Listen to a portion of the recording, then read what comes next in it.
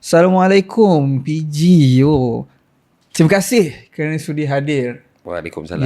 Terima kasih Isaf. Ni rasa-rasa bertuah sebenarnya dapat masuk Yusaf punya podcast sebenarnya. Rasa sebab nama-nama besar kan masuk sini kan.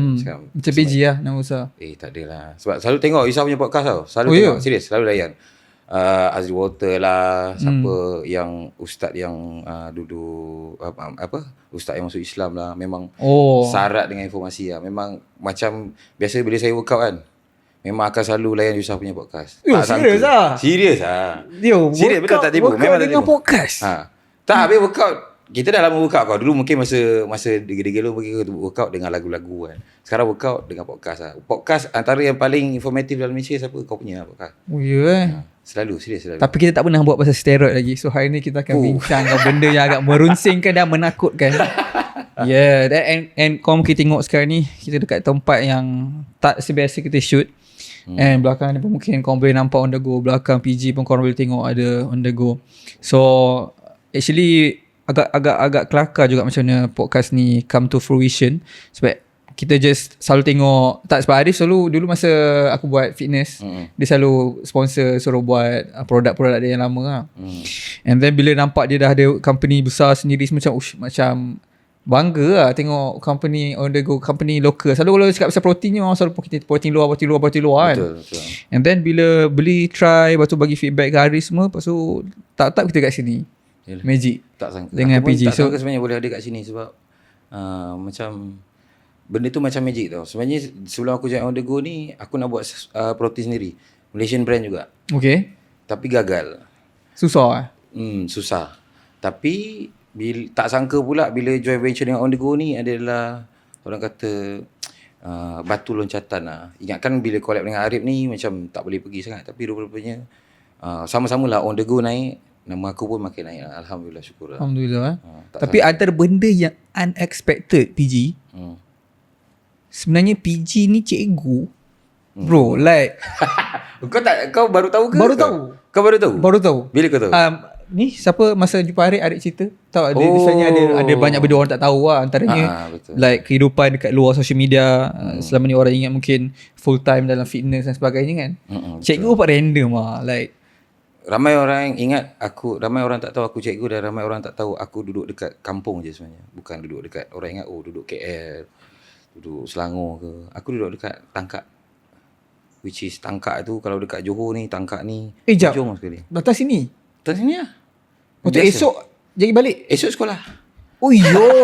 Actually kita tak banyak masa lah. Tak adalah. Maksudnya jadi balik Johor. Dah aku dah biasa lah buat tu. Dah biasa. Memang dah, benda ni kita dah buat dah bertahun-tahun dah. Sangat. Berapa lama ulang alik? Kalau macam pada Tangkak ke sini macam? Tak lama. Kalau ke sini ke dalam sejam lebih macam tu sampai. 170 lah. Lebih kurang lah. Okay. So tak tahu, saya pun tak tahu daripada Tangkak. So cikgu Taki sebelum tu kan macam memang daripada kecil membesar macam aku nak macam ajar orang. Tak juga. Maksud kau macam mana? Ajar orang? Ya macam jadi cikgu. Ajar orang ni macam agak depressing lah kalau dia tak minat. Aku tak terfikir pun nak jadi cikgu pada mulanya. Okay. Tak ada siapa nak jadi cikgu rasanya kot. Tapi aku jadi cikgu sebab aku dah mula perasan masa zaman-zaman. Kau umur apa? 20 tahun ni 27. 27. Aku 30 rahsia.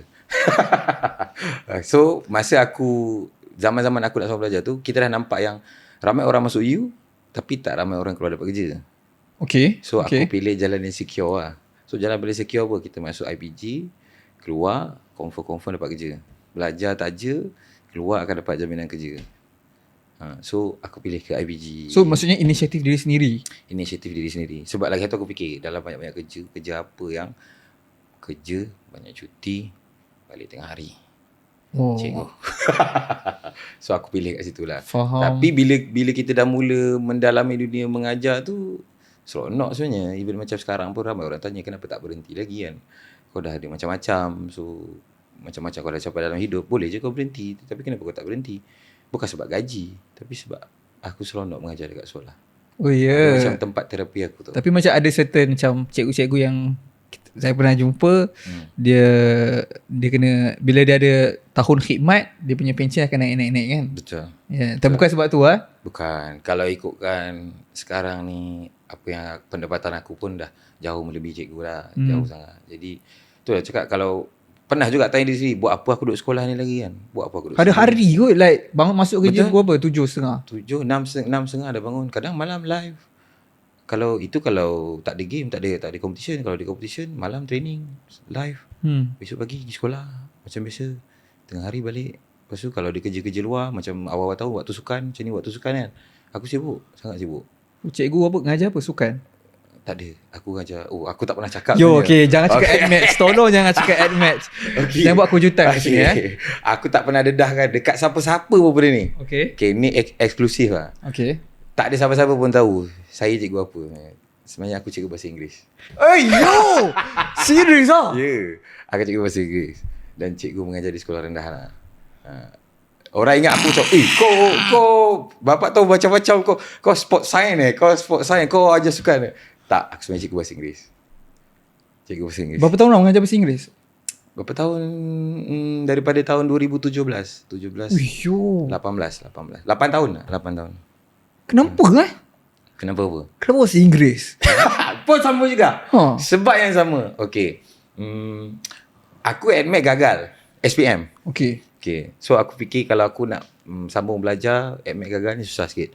So aku nak mohon ke maktab. Aku tahu kalau aku minta bahasa Melayu, mesti ramai yang minta nak mohon. Kalau aku pilih matematik, sains, aku tak kira matematik, sains. Aku hanya boleh bahasa je. Dan English aku sebenarnya C. Okay. So aku apply bahasa Inggeris SJKC. Okay. So tak banyak pesaing.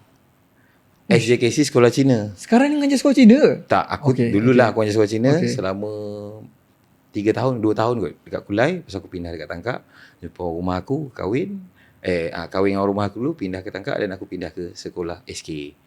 Sampailah sekarang. So aku baru berkhidmat dekat 2 sekolah. And sekarang masih bahasa Inggeris? Masih bahasa Inggeris. Dia takkan tukar. Kau akan tetap bahasa Inggeris juga. Sebab optionist.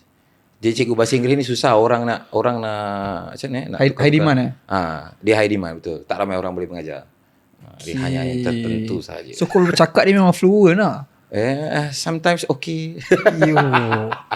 Diorang tahu lah. Diorang tahu okay bahasa Inggeris? Cikgu bahasa Inggeris? Diorang semua tak tahu. Tak ada siapa-siapa. Tak yang ni belakang kamera? Tak ada. Diorang semua tak tahu. Tak ada siapa-siapa tahu. Fush. Diorang cuma tak, kita bagi tahu lah Arif. Tahu tak dia mengajar subjek apa?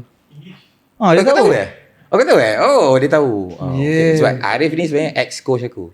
Dulu, faham. Selama spend time sama-sama. Pernah prep sama-sama dengan dia dulu. You crazy. So mengajar bahasa Inggeris and best lah mengajar bahasa Inggeris ni? Tak adalah best. Okay lah. Bahasa Inggeris sebenarnya senang daripada bahasa Melayu. Bahasa Inggeris is very basic. Kalau kau ingat, daripada tahun 1 sampai tahun 6 kau belajar benda sama je. My name is Yusuf. Kan? I am 28 years old. Cuma bezanya tak darjah 1 kau belajar 1. Bila kau dah darjah 2, my name is Yusuf, I am 27 years old. Bila kau darjah 3, my name is Yusuf, I am 27 years old. Tambah satu lagi sikit. I'm a podcaster. Makin banyak. Itu je sebenarnya. Tak susah pun. Macam tu lah aku ajar anak murid aku. Sebenarnya bahasa Inggeris tak susah. Mungkin daripada pedagogi belajar, kita belajar mengajar orang tu kot. Aku belajar untuk simplifykan benda. Faham. Tapi usually mesti orang terkejut kan bila tahu PG ni sebenarnya cikgu kan. Sebab ramai orang, sebab nama aku dekat social media orang panggil cikgu. So orang ingat cikgu tu sebab apa? Sebab aku mengajar pasal bodybuilding ke apa ke. Sebab orang panggil aku cikgu tu sebab aku memang seorang cikgu lah. Daripada situlah datangnya nama cikgu. Tapi mungkin ada orang tak tahulah. Tapi kat mana start minat macam nak menjadi otot yang lebih besar? Nak gym. Gym start 2014. 2014 masa tu 12 tahun lah. Belajar lagi. Aku belajar dekat Cyberjaya. Masa Cyberjaya tak ada apa lagi. Dekat Kebi International College. Masa tu aku terpilih dalam program khas untuk konon-kononnya lah ke UK. Tapi tak ada bajet. So government tarik lecturer-lecturer daripada sana turun dekat Cyberjaya. Dekat Oval bulatan Oval tak salah aku. Kat mana maaf kau bulatan Oval kat Cyberjaya ada lah dekat tak salah Oval, Obama Oval kat situ kan. So kat situ ada satu college swasta. So kita orang belajar kat situ, aku dengan rumah lah. Belajar kat situ. Masa tu biasalah kita budak-budak kan. Kau pun pernah main gym kan. So kau tahu lah. Kita nak stand out kan. So aku start dengan main dumbbell lah. So bila main dumbbell, aku jenis kompetitif tau. So aku macam tak boleh tengok orang lain lebih sikit pada aku. So aku niat aku cuti SEM tu, aku start main gym. Dari situ lah start sampailah sekarang. Memang hook terus lah. Hook terus. Mula-mula memang daripada first tu kalau aku dah nampak progress aku dah macam seronok main benda ni. Start daripada kurus ke start dari overweight? Kurus. Memang Aku 45 kilo. 45 kilo memang kurus memang aku pernah roadblock kena tahan polis tu. Urine. Polis ingat aku ini isap. Sebab aku terlalu kurus. Serius. Sangat-sangat kurus. Yeah. Tapi macam bila zaman belajar ada rasa macam membantu sebenarnya bila kita exercise gym specifically ada rasa macam membantu. Career sebagai seorang pelajar. Career sebagai seorang orang tak gym kan. Diorang tak miss out something yang besar sebenarnya. So adakah dia membantu untuk kita main gym? Bukan, maksudnya untuk kehidupan kita as a student tu. Okay, maksud kau soalan saya tadi? Adakah gym itself, pergi gym hari-hari, disiplin kita bina pada situ membantu diri kita dalam kehidupan kita as a student? Dia membantu sebenarnya sebab gym ni kan pasal disiplin kan. Disiplin, consistency of hard work kan. Kau kena buat benda yang sama setiap hari selama berterusan kan. Aku dulu adalah orang yang sebelum aku main gym, aku adalah orang yang kalau kawan-kawan aku bagi semangat 2 minit. Kau pernah dengar tak itu? Macam kejap buat benda, lepas tu tukar kan. Aku pernah macam tukar suka macam-macam. Main futsal, suka main futsal, belajar betul-betul main futsal. Lepas tu dah tak minat. Buat benda lain, try rugby, tak minat. Macam-macam. Tapi bila aku dah pergi gym, sebab dia susah kan. Kita kena buat banyak benda untuk dapat hasil yang sikit kan.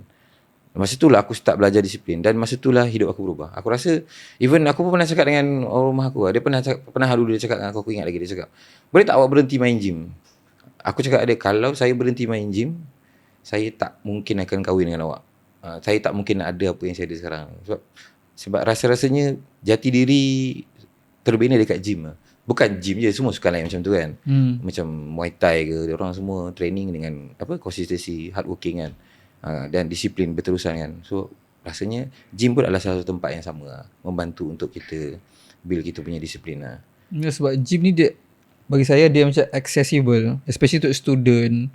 Dia macam contoh kalau nak Muay Thai mungkin perlukan komitmen yang lebih besar. Betul. Tapi kalau macam ni, kalau bila-bila tak boleh datang, bila-bila je lah. Tak adalah kita bayar yuran bulanan belajar, lepas tu kita akan burn. Lepas tu buat kat rumah boleh. Ya, 100%. Mungkin kalau tak ada barang, mungkin dia boleh calisthenic. Lepas tu lama-lama bila dia dah selalu keep on buat benda yang susah tu, lama-lama dia akan rasa benda yang susah tak sesusah yang orang lain rasa.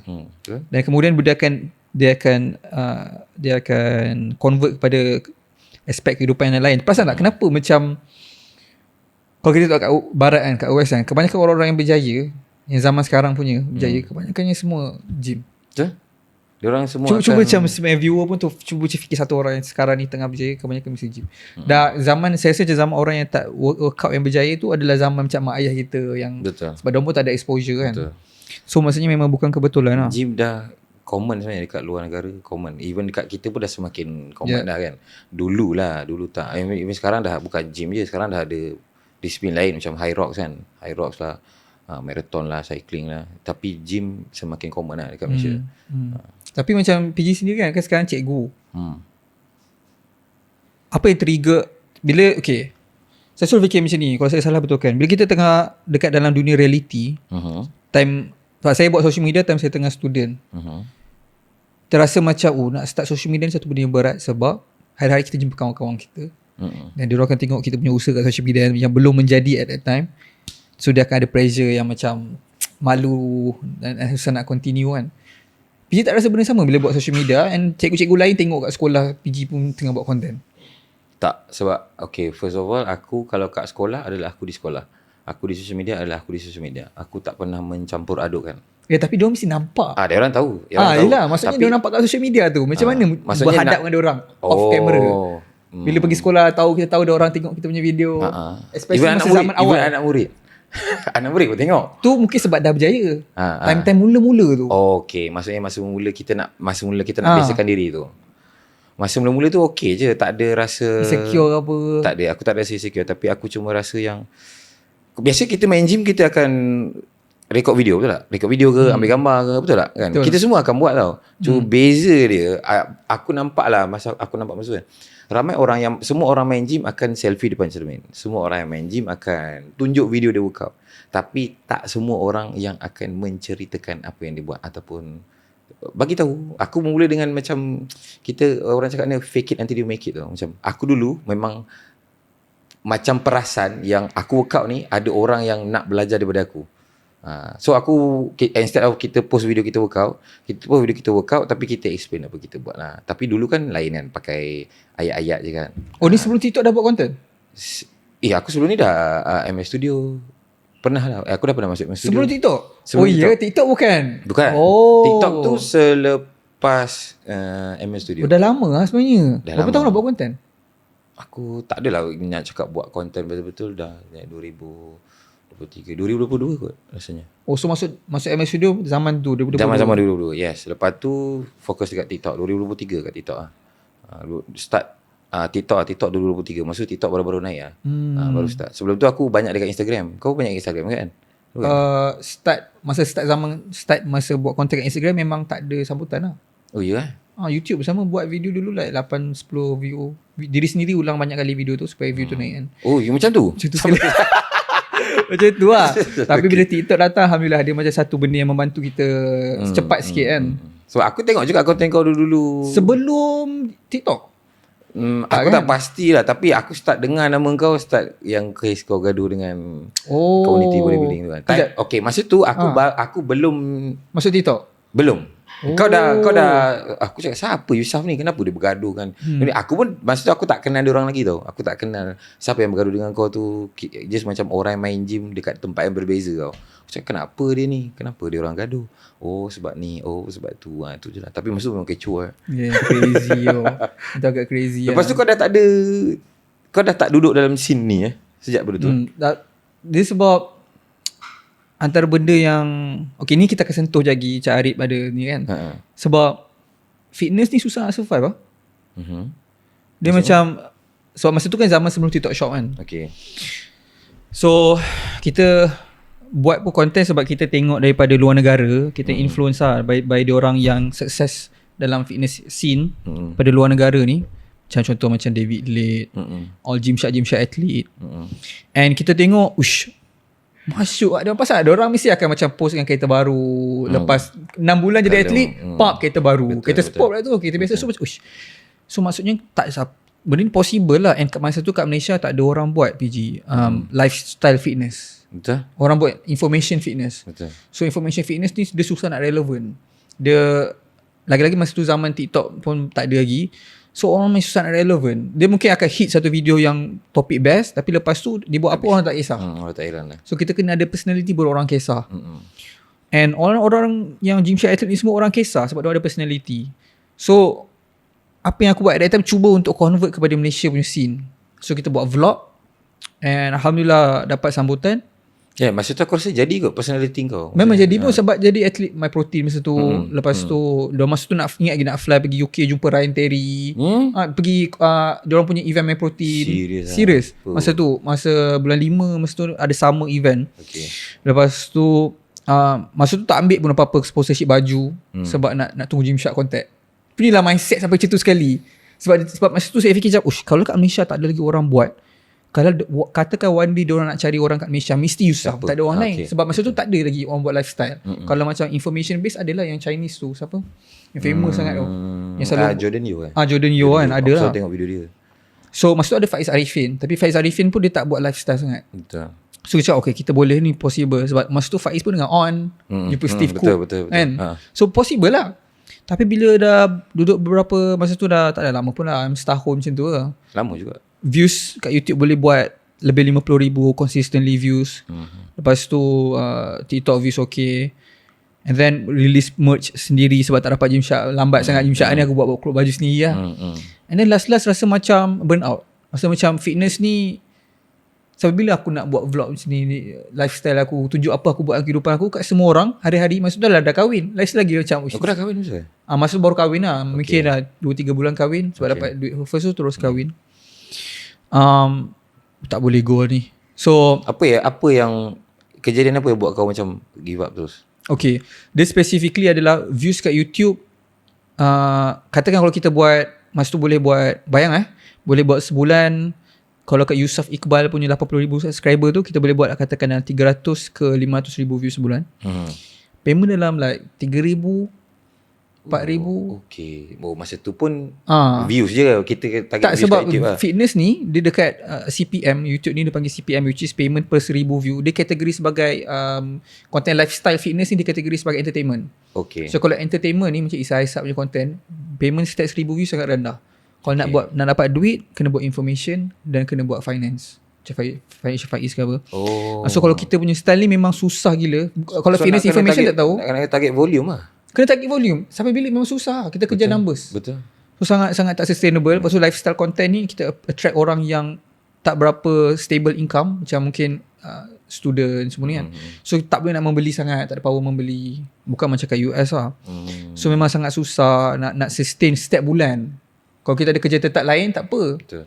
So masa tu fikir macam stagnant lah. Sebulan income mungkin dalam 3,000 ke 4,500 sebulan lah. So stagnant, tapi macam kita fikir, kalau orang kerja macam cikgu, gaji naik setiap berapa tahun? Tiap tahun. Tiap tahun gaji naik? Tiap tahun. So RM225. bayangkan, nanti dia akan naik lagi. berapa naik? RM225 setahun. Setahun naik. Okay, solid lah. So bayangkan kalau buat benda ni, setiap tahun kena naik view lagi. betul? Sampai bila? Kat Malaysia ada berapa juta orang lah. And kena buat benda makin gila. Okay, And benda tu memang tak sustainable masa tu. Ataupun mungkin saya je lah yang tak mampu nak buat. Nak buat collab dia gempak sampai kan boleh hit ni. Masa saya ingat saya collab dengan Sazali Samad. Buat YouTube. Buat video. Itu under sponsor PUBG. Sekarang Hazim aktif. Hazim pun ada juga video dalam vlog tu. 80,000 view macam tu kan. Payment dalam mungkin 300-400 je. Oh macam tu Sebab dia kategori nak dapat 80,000 susah. YouTube tau. Ni bukan like TikTok. Tapi pada aku sebenarnya YouTube dengan TikTok YouTube lagi. Kata TikTok kalau kau dapat 1 million view pun kau dapat apa? Tak dapat apa-apa. Betul lah, tapi dia macam ni dia kita kena fikir macam nak convert lah view tu macam mana view tu else. kita boleh convert supaya kita pun boleh survive. And video yang kita buat dengan Sazali Samad tu pun high engagement. High modal. Modal tinggi lah. Kita nak collect Sazali Samad. So modal besar. And then kita ada teller dalam video tu semua. So memang saya bukan pakar lah untuk buat benda-benda macam tu. So kita tak boleh nak sustain. So tu antara benda slow-slow lah. So daripada tu saya start buat channel bola sepak, which is saya minat bola. Saya just cerita pasal bola. And then fast forward, lama-lama macam siapa yang follow saya daripada dulu jadi cerita saya pula ni. Tak apa, aku nak tahu juga sebenarnya. Masa saya start buat video vlogging semua, saya dah tunjuk saya punya viewer, saya selalu dengar podcast. Diorang selalu tanya saya dengar podcast apa. Sebab saya buat lifestyle lah, cerita je lah semua benda pasal kehidupan, belajar kat mana semua. So one day tu just dah kahwin, macam terfikir ada masa kan, so macam why not just buat podcast. Sebab tu one of first kita punya guest adalah daripada fitness. Sebab kawan-kawan semua kan daripada kita semua daripada satu niche. Tapi masa mindset dah ada lah. Masa kau mula-mula buat podcast tu, aku tengok video tu. Oh ya? Ya, sebab best friend aku Ren lah. Oh ya? Best friend lah? Tak adalah. Agak terkejut best friend lah. Faham. Ren kan dengan aku macam banyak kontroversi kan. So honestly kan, saya dah tak follow sangat scene fitness. Terlalu niche. Macam aku dengan Ren, kau tak tahu Tak tahu. Tak tahu, serius tak tahu. Tapi tak terkejut Ren, lah. Kau dengan Ren kawan kan? Tapi ni cerita dululah. Tak adalah macam bergaduh ke apa ke, tak adalah. Just perdebatan idea lah. Itu je lah. Faham Biji. Tapi kita kawan social media. Kita tak cerita semua masalah kita. Oh, aku ingat memang kawan. Tak, kita kawan. Tapi maksudnya macam kita bukan macam apa-apa je WhatsApp. Apa-apa WhatsApp. Okay, kita faham. Kawan social media. Faham. So sama macam Azri Water Mat pun sama, Mat Luffy. Mat pun sama juga. So semua kawan social media. So fast forward, start buat podcast, and then memang mindset dia masa tu nak go broad. Sebab kita tengok dah belajar kesilapan di fitness, which is kalau kau stay dalam niche ni, masa tu at that time akan struggle. Akan struggle untuk survive. And Yusuf ni pula memang badan bukan cantik sangat pun. So nak survive, walaupun kalau honestly tanya saya, kalau badan cantik lagi susah nak survive. Kalau relax on badan saja lagi susah nak survive. Betul. Daripada relax on personality. So masa tu saya fikir tak apalah, start je lah, nothing to lose kan. And so kita grow dari situ. Mungkin daripada 4-5 bulan satu episod, lama-lama jadi 2 bulan satu episod, 1 bulan satu episod, sebulan 2 episod, jadi sekarang Tapi sebulan 4 sekarang- episod. Sebulan seminggu sekali lah. Sekarang memang ya Allah, kau punya guest. Tu aku Alhamdulillah. macam bila terpilih nak masuk sini pun aku macam serius lah aku ke, aku macam Tak, sebab tak ada orang lain cerita Nobody pasal steroid. PG seorang je yang betul-betul ni. So kita boleh dapat banyak information. Sebab itu kita ada cerita pasal peptide dekat podcast. Kita ada satu lagi podcast yang kita dengan Dr. Wan. yang kita manage kan, podcast tu. Sekarang peptide gila juga. Tu killer tu hal, lepas tu KKM Betul. hantar warning semua kan. Betul. Ni Hantar mungkin warning. orang tak tahu lah kat kita orang, sebab kita manage podcast tu kan. So mungkin kita terlalu detail. Walaupun kita cakap side effect semua kan, tapi So macam adalah ni orang tak suka tu. So macam maksudnya. ni dia akan hantar KKM juga ke? So kita akan tengok macam mana keadaan nanti. Dia macam nanti kalau ada masalah kita fikir lah solution. Okay. Dia akan macam tu lah. So tak pernah kena ke KKM apa kan? Tak pernah Oh, lagi tak. sangat, Maksudnya cikgu good boy lah. So cerita pasal steroid ni semua, macam mana boleh trigger je nak macam cerita terlalu raw, terlalu banyak apa?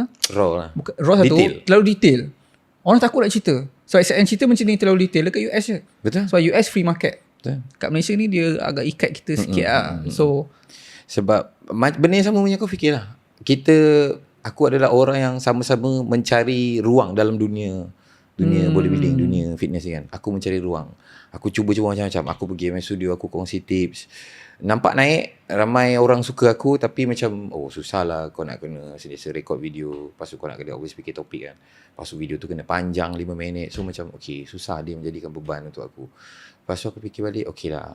Aku try share tips, tapi masa tu orang lain pun share tips juga. So macam, tak dapat nak boom sekali tau. So aku fikir-fikir, memandangkan aku di banyak pengalaman buruk dalam steroid kan. Banyak benda perkara jadi dekat aku pasal steroid. So aku rasa macam aku kongsi je lah kan. Tapi aku bukan start dengan kongsi pengalaman aku. Aku start dengan pasal topik steroid aku tak ingat lah apa. Tapi video tu, first video aku hit terus 200,000 lah masa tu. kat ML Kat Studio. dekat TikTok. Okay. Masa tu lah aku nampak macam lampu nyala. Dekat Malaysia tak ada orang cerita pasal steroid. Ramai orang pakai steroid.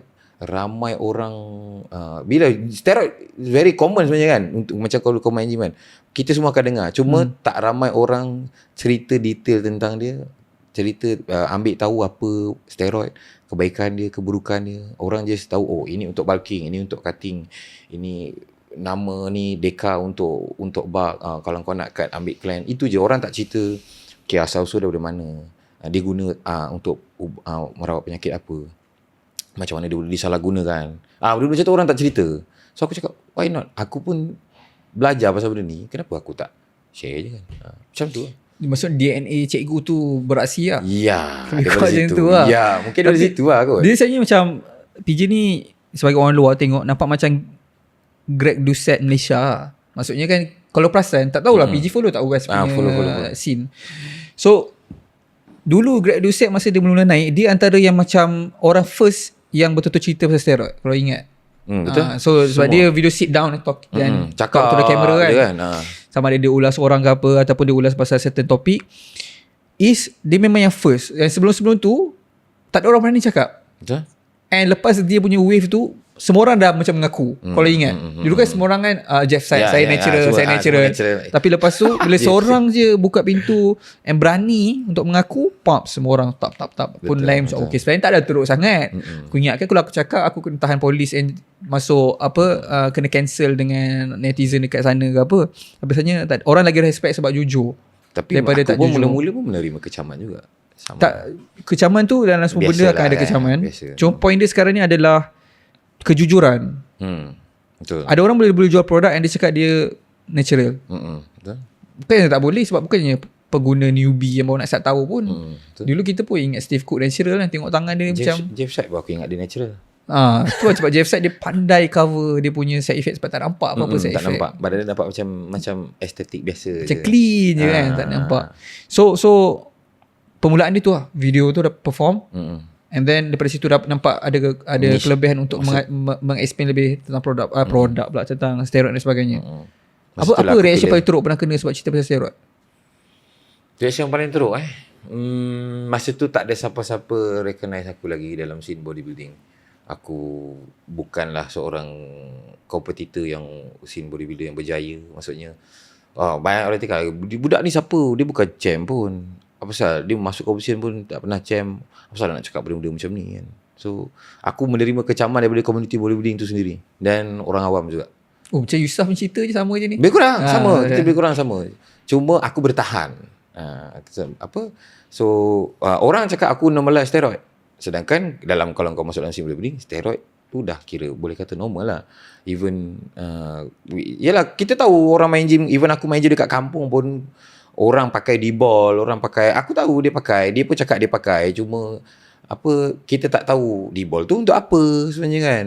Aku pernah juga nak pakai, tapi dia orang macam dulu steroid macam pakai tapi tak cakap. Kita pakai tapi kita macam kita diam yang bagi tu orang, kita bagi kawan-kawan ni jangan bagi tahu.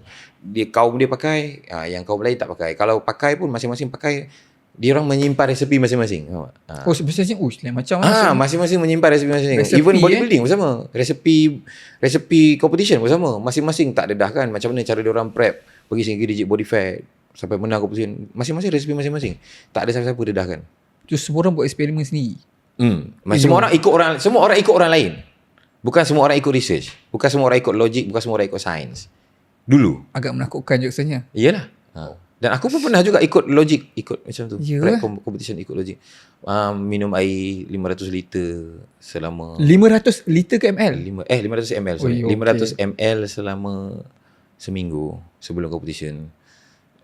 Sehari 500. 2 hari terakhir aku minum tutup air tu. Ya Allah, itu ikut logik lah, ikut logik orang dulu-dulu tu. Bukan salah dia orang sebenarnya. Salah kita lah yang ikut tanpa belajar kan. Apa side effect paling teruk kena pakai steroid? Gyno. Itu yang paling semua orang tahu. Itu yang paling common lah. Kan? Tak common tapi tak tahulah common tak common, tapi gyno aku sangat teruk. Memang sangat terjojol. Dan masa tu aku baru start buat content. So kau bayangkan lah. Okay, aku dikecam oleh community bodybuilding sebab aku cakap pasal steroid. Aku dikecam oleh orang awam sebab seolah-olah macam normalize steroid. Okay. Dan aku dikecam oleh dua-dua orang tu sebab aku ada gyno. Gyno tu dia kecam sebab apa? Orang dulu orang akan cakap bila kau ada gyno kau macam overdose steroid tau. So orang ada persepsi aku ni memang gila overdose steroid lah. Tapi lama-lama adalah community yang macam mula dia ni sebenarnya dia jujur sebenarnya. Dia nak bagi tahu semua orang yang the real bodybuilding side, the real. Sebab tak ada orang pernah dedah kan bodybuilder ni macam mana, hidup dia macam mana kan. So akulah yang bawa mendekatkan orang awam dengan dunia bodybuilding tu, dengan dunia as athlete competitive athlete tu macam mana. Daripada situ. Okay, so gyno yang paling teruk Gyno.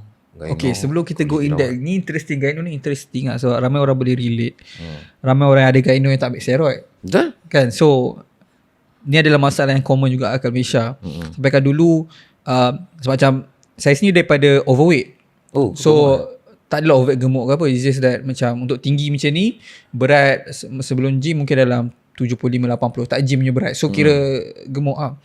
And then kita pakai t-shirt, tengok cermin, nampak puting cocok baju. So rasa macam puting cocok baju ni dia sepatutnya bukan lelaki yang alami masalah ni. So kita rasa macam aku tak boleh. Bila pakai baju je akan macam kedepankan tak confident lah. So macam bila alami macam tu kan, kita rasa aku gyno lah. Padahal masa tu kita research kan cara untuk kurus. So, bila dah masuk gym semua, dalam proses untuk menguruskan badan, obviously lah lemak dekat bahagian dada ni lambat nak turun, lambat nak hilang kan. So dia bila dia tak hilang-hilang masih tercocok-cocok, kita rasa macam aku gyno lah sebenarnya. Tapi gyno berbeza. Dia bila picit dia ada lam kat situ kan. Betul. So tahu kan. Come on fitness influencer. Tapi ramai orang tak tahu experience influencer kan. So saya memang aku ni gyno tapi lama-lama bila makin turun dah tak ada pun lam sebenarnya. Betul. It's just that ni je. Ramai orang tak tahu yang sebenarnya gyno, mungkin kau pun boleh bagi tahu kot. Supaya orang ingat asal puting timbul je gyno, asal puting timbul je gyno kan. Dia gyno ni boleh jadi juga gyno, tapi ada gyno boleh hilang, gyno yang tak boleh hilang. Gyno yang memang tak boleh hilang tu bila kau picit tu ada lam tu ataupun ada biji guli tu. Ada biji guli memang operation lah. Tapi kalau setakat ada biji kan, lemak-lemak biasa picit macam tu tak ada rasa apa-apa dan tak rasa sakit, kalau diet boleh hilang. Macam kau punya case macam tu lah. Stage 1 lah. So macam mana teruskan kehidupan dalam keadaan ada gyno?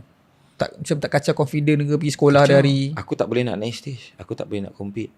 Tak ada kat sekolah tak ada apa-apa. Sebab kita pakai baju kan, so tak ada apa-apa. Tapi macam cocok kan kalau baju kan. Cucuk, tapi tak adalah macam sakit. Cuma kadang-kadang bila macam anak tu merangkak kat atas kan, dia pegang dada. Dia nak isi susu ke? Memang sakit. Taklah macam dia merangkak atas kita. Takut anak aku Tak, sebab saya pun adalah anak kecil. Kadang-kadang bila kita tak pakai baju dokong, dia cakap nenen. Tak adalah. Tak ada Tapi macam bila dia merangkak atas tu pegang ke, even kalau bawa kereta tarik seat belt, terkena pun sakit juga. So masa tu lah, itu yang paling teruk lah. Sampai Besar sangat ke? Besar. Macam bila pegang tu saiz apa? Macam bola pingpong ke? Aku dah buang saiz besar lagi besar ni. So dia apa? Dia lemak kan? Dia tisu yang dah mengeras. Tisu lemah tapi dah mengeras, dah memejal. So kita tengok macam kecil je kan. Macam kecil je, tapi bila dia tarik daripada dalam tu, rupa-rupanya besar. Tu ialah disebabkan oleh kebodohan sendiri. Sekejap, dua-dua belah ke? Dua-dua yang paling best. Berapa? Lepas tu dalam masa sama aku pula tengah buat konten. Kau bayangkan lah, kau nak buat konten, kau nak naik stage tapi tak boleh sebab bila kau ada gyno, kau nak naik stage, malu doh. Kan kau nak naik, kau posing nampak gyno, malu. Kalau double bicep mesti nampak. Memang nampak. Tak, memang aku punya gyno memang tak boleh cover, Saf. Oh, Memang dah tak boleh, sampai tahap tak boleh nak cover. Mungkin ada orang certain dia boleh cover lagi. Aku memang tak boleh nak cover. Memang obviously nampak, kecuali kalau baru lepas mandi je. Waktu dia kecut, tak nampak. Tapi berapa lama alami gyno ni sebelum decide untuk aku kena potong dada aku dan keluarkan benda ni? 2019 sampai 2023 rasanya. 23 kot. Lama 2022. Sorry, 2022 kot. Lama lah, 3 tahun menjadi mangsa gyno. 3 tahun. Tapi dia aku rasa dah lama kena kot. Aku rasa dia kena daripada first competition lagi aku dah kena. Cuma aku tak perasan yang tu gyno. Adakah dia makin besar? Dia makin besar. Bila aku tengok balik, aku punya gambar masa first competition aku tu, dah ada lah gyno. Macam dah keluar puting tu, macam dah ada ke depan sikit. Tapi aku tak tahu. Sampailah aku pergi Mr. English 2019, masa tu jumpa kawan-kawan cakap, ini gyno ni. Baru aku, gyno tu apa? Baru aku research. Barulah aku tahu, aku dah kena gyno ke mesti. Dan tapi betul ke kalau macam sebenarnya gyno ni tadi kan cakap orang overdose kan, kan sampai kena gyno. Tapi sebenarnya dia lebih kepada lain orang, lain cara dia react kepada substance, membuatkan ada certain orang lebih susceptible kepada gyno. Gyno, punca utama gyno adalah, semua orang memang akan kena kalau buat satu kesilapan ni. Punca utama gyno adalah unstable hormone. Kenapa orang yang tak pakai steroid pun kena gyno? Sebab hormon dia tak stable. Bila hormon dia tak stable, mungkin testosteron dengan estrogen dia tak balance kan. Ataupun biasanya orang yang berbadan besar, testosteron dia rendah, estrogen dia tinggi. Sebab estrogen ni dia bersinur di sebalik sel lemak tau. So lebih banyak fat dia, lagi banyak estrogen dia. So bila estrogen dia makin naik, so dia estrogen tu akan menempel dekat nipple. So masa tu lah dia akan berlaku masalah gyno tu. So bila masalah gyno tu, bila lemak dia makin naik, so gyno makin besar. So puncanya adalah unstable hormone. Unstable hormone ni, orang yang gain fat boleh kena, orang yang pakai steroid pun boleh kena. Tapi mesti kita tak tahu, kita tak boleh tahu kan. Sebab kita tak tahu badan kita stable ke tak. Macam mana untuk orang pakai steroid ke orang tak pakai steroid? Untuk orang nak pakai steroid contoh, dia memang akan kena, bukan lah, dia takkan tahu badan dia apa yang akan jadi. Betul. Tapi dia boleh kawal estrogen binding tu. Okay, so ada sebenarnya, adalah perlindungan yang dia perlu gunakan untuk, walaupun badan dia memang tak stable hormon. Yes. So bila kau pakai any kind of substance macam steroid, testosteron kita akan naik tinggi. So bila testosteron kita tinggi, estrogen kita akan ikut tinggi. Masalah yang berlaku adalah bila estrogen kita tinggi juga. Ibarat macam perempuan yang nak akil balik. Perempuan nak akil balik kan estrogen dia akan tinggi kan. So berlakulah masalah macam pertumbuhan buting payudara. Itu kita panggil sebagai gyno lah. Sebab estrogen terlalu tinggi. So orang yang pakai steroid ni kebiasaannya dia akan suppress estrogen dia, menahan estrogen dia daripada naik terlalu tinggi, ataupun dia akan unbind testosteron dia daripada melekat dekat itu ataupun dekat nipple. Berapa kos buang gyno dekat dua-dua dada? Dulu saya buat RM12,000. Dua-dua dekat hospital hospital pengsan swasta. Pengsan terus RM12,000, bangun-bangun dah tak ada. Tapi ada juga klinik yang lebih murah, separuh sedar. Maksudnya dia bius dekat kawasan situ saja. So dia bedah. Tapi sakit gila bangun tu. Sakit sikit lah. Dan sikit? Serius lah? Tak ada. Dia rasa tak adalah macam sakit yang nak gerak-gerak tak sakit? sakit juga Tak, aku dah tak ingat. Tapi dah rasa tak selesa lah. Betul. Memang ada macam kesan potongan lah. Tak ada. Dia potong betul-betul dekat kawasan puting tu. Kan kawasan puting kita ada ring yang gelap tu kan. So maksudnya putih tu dia pasang balik? Tak, dia belah and then dia masukkan sedut rasanya. Dia sedut kot rasanya. Dia sedut lemak tu keluar. Lepas tu dia jahit dah balik. Memang tak nampak. Memang nampak normal je? Nampak normal. Nampak macam pembedahan plastik. Macam The Rock pun sama buat kan tu? Ramai lah orang buat sebenarnya. Ramai. Cuma macam kita tahu dengan kita tak tahu je. Macam mana kau tahu The Rock buat? Oh dia kau ada. Come on lah, Yusuf ini influencer. Apa dia tak tahu ada. So kejap. So maksudnya tak ada parut? Tak ada parut. Ke parut tu tak nampak? Parut tu tak nampak sebab warna parut tu sama dengan warna nipple tu. Melainkan nipple kita warna pink. So ada certain manusia tak boleh mungkin aku. Tapi memang lama-lama dia akan hilang sebenarnya. Berapa lama recovery? Recovery 2 minggu. Tak boleh hit chest lah dalam 2 minggu tak boleh hit chest. Tapi lepas tu dah boleh Aku cuba juga hit, cuba juga try kan. Tapi memang kalau doktor tu cakap kalau nak cantik better datang dengan dalam keadaan body fat kita rendah. So dia tahu kat mana kawasan lemak yang tak boleh hilang tu. So kena diet dulu lah. So kena diet dulu lah. Diet dulu betul-betul dah agak-agak badan dah lean baru pergi operation. Happy tak lepas dah buang gyno? Happy gila. Happy gila Happy sebab masa tu memang zaman gelap gelap. Kau tak tahu mana nak pergi. Kau dah nampak nama kau dah mula nak naik dekat social media. So orang dah mula berbuktikan kau ni siapa kau. So kau nak buktikan diri kau dekat atas stage. Tapi kau tak boleh nak compete sebab ada gyno. So macam nak ke kiri tak boleh, ke kanan tak boleh. Nak grow, makin kita nak grow orang cakap macam-macam pasal kita kan. Tapi semuanya berubah lepas aku operate gyno tu. And berubah lepas aku cerita. Aku berubah lepas cerita maksudnya? Maksudnya pandangan orang tu berubah. Maksudnya macam dulu orang ingat kita ni nak cerita pasal kebaikan je steroid. Bila aku buka cerita yang aku kena gyno, aku dedahkan lah macam apa punca aku kena gyno apa semua kan. So orang pun macam okay, dia sebenarnya nak cerita semua. Bukan nak cerita good side je pasal steroid kan. Dia nak cerita, dia sendiri cerita apa yang dia kena. Tengok betapa teruk dia kena. Aku bukan kena gyno je, kulit aku belakang berjerawat terus.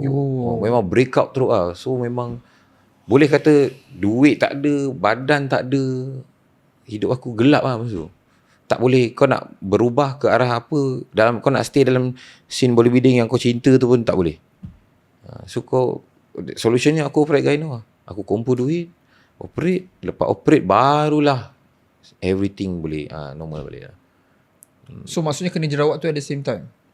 At the same time. So sekarang masih pakai steroid?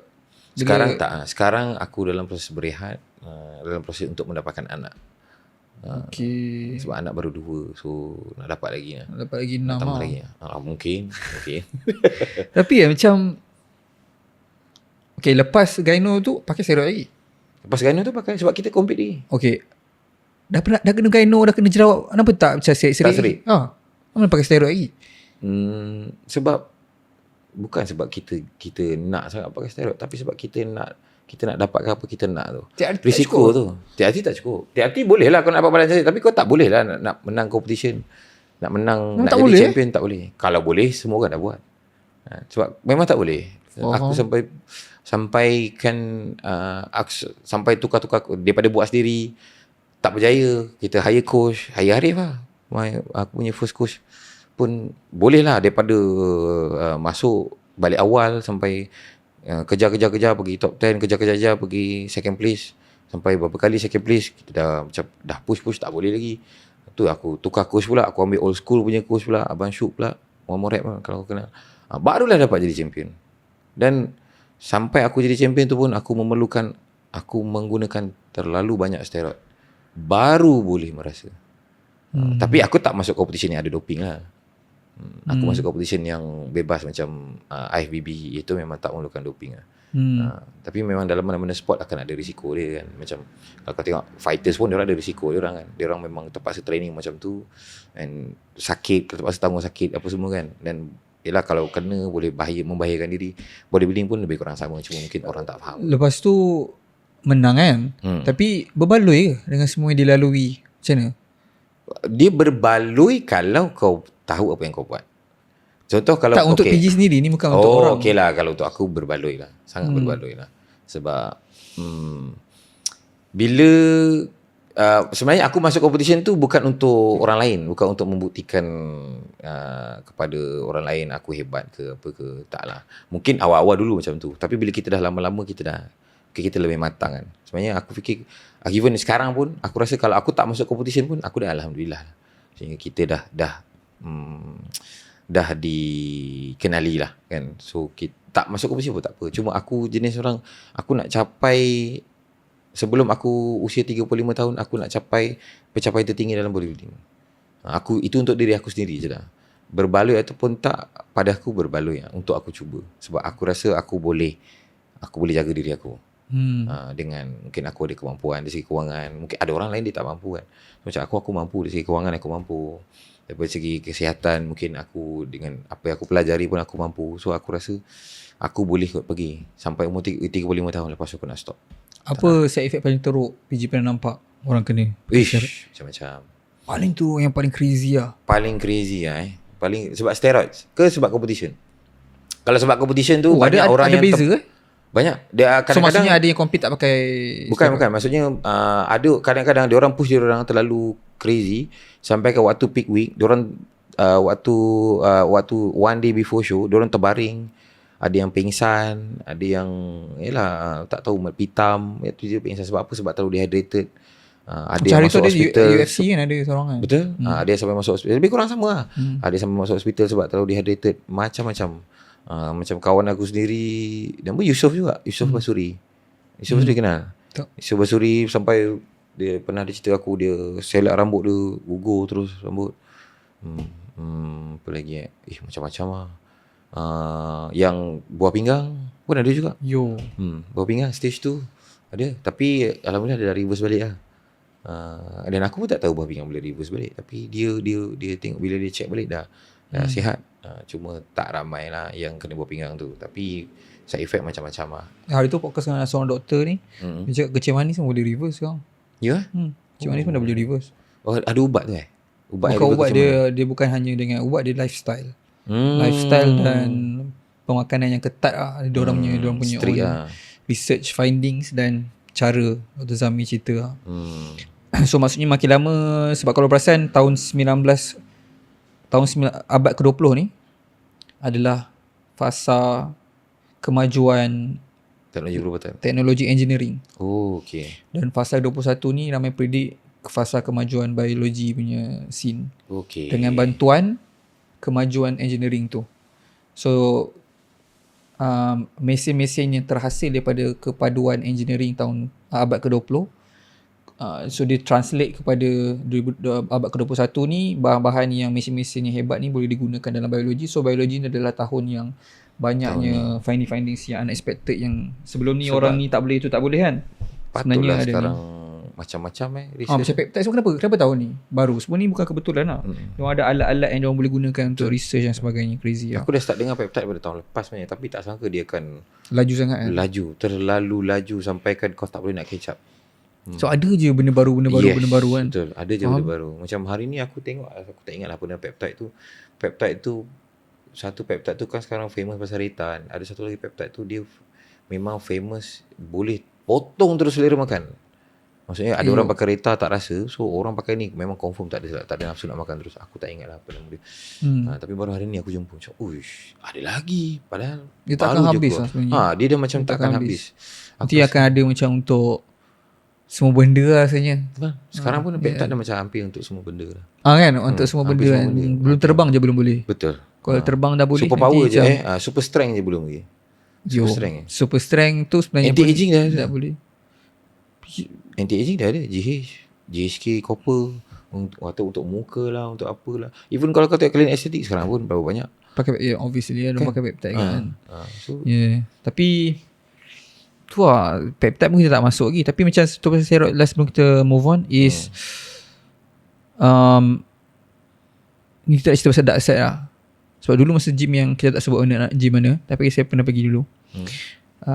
Kita masuk je kat toilet je bersepah jarum kan. Oh ya. Yeah. Yes. Dia macam sikit ni hardcore gym sikit lah. Unexpected punya community. Aku pun tak jumpa situ, tapi ada ada macam tu lah. So persoalan dia macam macam ni nak tahu apa yang dia masuk dalam badan dia. Sebab benda ni tak regulated kan. masuk, macam mana dia nak tahu apa yang dia masukkan dalam badan dia? So dia percayakan je siapa yang supply kat dia. Betul. Yo, agak tak menakutkan ke? Dia percaya je lah apa yang orang tu cakap kat dia. So tak menakutkan ke benda tu? Macam dia nak tahu like purity, but itu yang apa dia what it takes lah lebih kurang maksudnya. Betul. Yo. That is the only source. Maybe. Aku pun macam tu juga. Kalau negara macam tu juga? Tak pasti.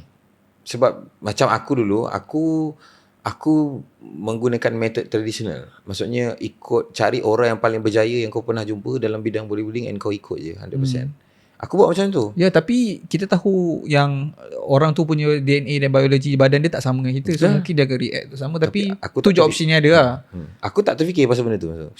Oh, dia buat badan jadi, dia champion. Dia aku ikut Mr. Malaysia dulu, one of Mr. Malaysia. Beliau memang dikenali, sekarang dia sakit, dia tak sihat. Dia antara orang yang pertama yang membimbing aku dalam jalan gelap ni.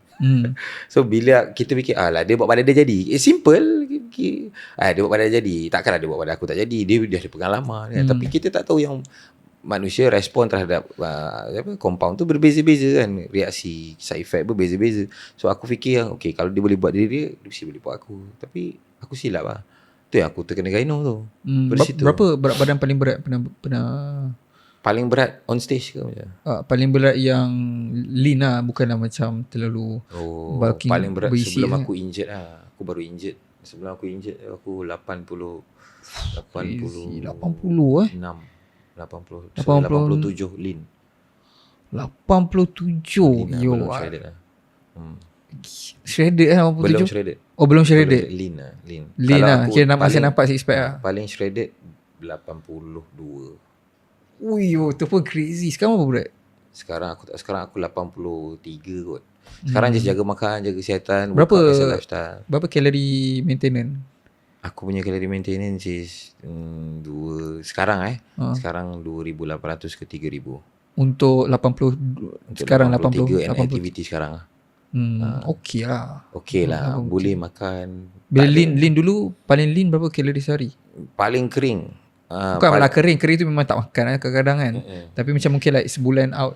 Aku banyak. Aku dengan Abang Syuk dulu banyak makan banyak. Dengan Abang Syuk aku akan makan 800 gram nasi. Tak kira kalori, kira jumlah makanan. Abang Syuk tradisional. So ayam 1 kilo, nasi 800. So aku kira dalam 2,000 something lah. 2,000 something. Dengan Arif dulu pernah cecah sampai paling rendah the lowest 1,600 kalori sehari. Itu paling rendah. Dengan Arif lain. Dengan Arif dia kira kalori. Arif modern. Arif modern. Very modern. Abang Syuk tengoklah office ni. Betul. Macam sikit. So 1,800. So elite lah. So apa salah faham terbesar tentang PG? Salah faham terbesar tentang aku? Aku pun tak tahu lah. Aku tak tahu ada je orang salah faham lagi pasal aku. Aku rasa orang kenal aku. Cuma mungkin orang ingat yang aku selalu, rasanya ni dah clear kot. Orang selalu ingat yang aku ni nak normalize steroid. Sedangkan kalau diorang selalu masuk live aku, diorang selalu tengok konten-konten aku selalu sebutkan. Biasa kalau kita live kan, kita kan common kan pasal steroid kan. So bila orang masuk live kan, orang akan tanya soalan paling common. Bang, newbie nak pakai roid apa? Aku akan selalu tanya, newbie tu newbie apa bang? Newbie baru main gym ke, newbie yang dah lama main gym ke? Sebab kalau newbie baru main gym, saya tak galakkan abang pakai steroid. Tak perlu pakai pun. Sebab ramai orang tak tahu yang nak dapat badan yang cantik tak perlukan steroid. Orang ingat aku cakap, kena dapat badan cantik pakai steroid je. Dia orang ingat aku macam tu. Tapi sebenarnya aku bagi tahu orang yang steroid ni bukan semua orang perlu. And kalau korang dapat badan yang cantik, cukup ada lifestyle, cukuplah ada gaya hidup yang sihat, kau workout selalu, ambil suplemen, protein, kreatin, cukuplah, cukupkan protein intake, jaga makan, badan kau cantik. Sebab ramai je orang natural kat Malaysia yang badan cantik. Ni Floyd, even macam kawan aku Athlete on the Go ni, Syakir Jamil memang lifetime natural, tapi dia boleh beat orang yang pakai steroid tau. So macam boleh je nak dapat badan cantik. Sebenarnya tak perlukan steroid pun, cuma korang perlukan kesabaran. Itu je lah. Dan kalau orang yang perlukan steroid ni adalah orang yang macam akulah, compete, pergi competition yang memang berlawan dengan orang-orang yang pakai kan. So tak munasabah lah kalau kau pergi untuk kau tak pakai kan. Untuk orang macam tu. Dan kalau korang nak pakai ke korang tak pakai ke, itu hak masing-masing lah. Cuma make sure buat keputusan yang betul lah kalau nak pakai. Sebab ramai orang fikir dia sebenarnya dia tak perlu pun pakai, tapi dia rasa yang dia kena pakai. Even macam peptide pun sekarang banyak juga isu. Peptide, ramai orang fikir yang peptide tu natural kan. Sebab apa? Memanglah kalau dari segi saintifiknya peptide tu dia meniru apa yang ada dekat dalam badan kita. Kan dia peptide adalah rantai amino acid yang meniru apa yang ada dekat dalam badan kita. Tapi kalau kau masuk competition natural pun, dia orang tak boleh pakai peptide, dia dah kira macam biohacking lah. Oh tak boleh? Tak boleh. Macam mana nak check? Doping kot aku rasa. Ada. Aku tak pernah masuk competition natural. Tapi memang WADA memang ban peptide. So sekarang ni kan, kalau kau tengok sekarang dunia bodybuilding sekarang natural punya principle tu dah masuk grey area tau. Dah semakin kabur. What is natural now? Natural, kalau natural pakai peptide kira natural ke? Walaupun secara saintifiknya bila kita pakai peptide, kita tak menambah hormon dalam badan macam menggunakan artificial hormon ke apa kan. Kita tak menggunakan artificial hormon. Contoh macam sekarang orang pakai apa, CJC lah, boost kita punya growth hormone kan. Dia boost growth hormone sama macam kita ambil tongkat ali, boost kita punya testosteron. Sama, tapi dia bukan pakai herba, dia pakai salinan apa yang bioidentical dengan diri kita tau. So bila kau pakai benda tu, walaupun sebenarnya kau pakai something yang boost kau punya natural hormone, tapi kau dah tak boleh nak compete, kau dah kira as biohacking. So orang dah tak tahu dah what is natural sekarang. Kalau dulu senang je, kau tengok Ren natural, Ren macam Ren natural lah kan, macam Tarzan natural lah. Tapi sekarang pakai peptide, ada orang cakap natural, ada orang cakap tak natural. So sebenarnya sekarang apa yang aku nampak lah, scene bodybuilding sekarang ni, perkataan natural tu dah semakin kabur. Ni like universal punya natural, Malaysia punya natural. Universal punya natural. Faham. Orang dah tak macam ada orang cakap pakai peptide natural, ada orang cakap pakai peptide dah tak natural. What is natural itself pun dah semakin lama semakin menghilang. Faham. Tapi memang ramai ke macam in real life yang PG jumpa memang pakai peptide? Ramai. Ya? Sangat ramai. Peptide sekarang untuk kegunaan fitness lah, maksudnya gym semua ni ke macam orang normal yang 9 to 5 tapi dia pakai untuk macam dia nak turun berat ke apa. Sekarang famous peptide nak kurus lah kan, macam Ozempic apa semaglutide, retatrutide, benda tu dah common tu sekarang. Even kalau kau tengok tapi macam tak siapa-siapa saya sendiri kehidupan saya mungkin pernah jumpa tak sampai 5 orang lah yang pakai peptide. Tapi memang ramai sebenarnya ramai. Perempuan lah paling ramai sekarang. Untuk turun berat?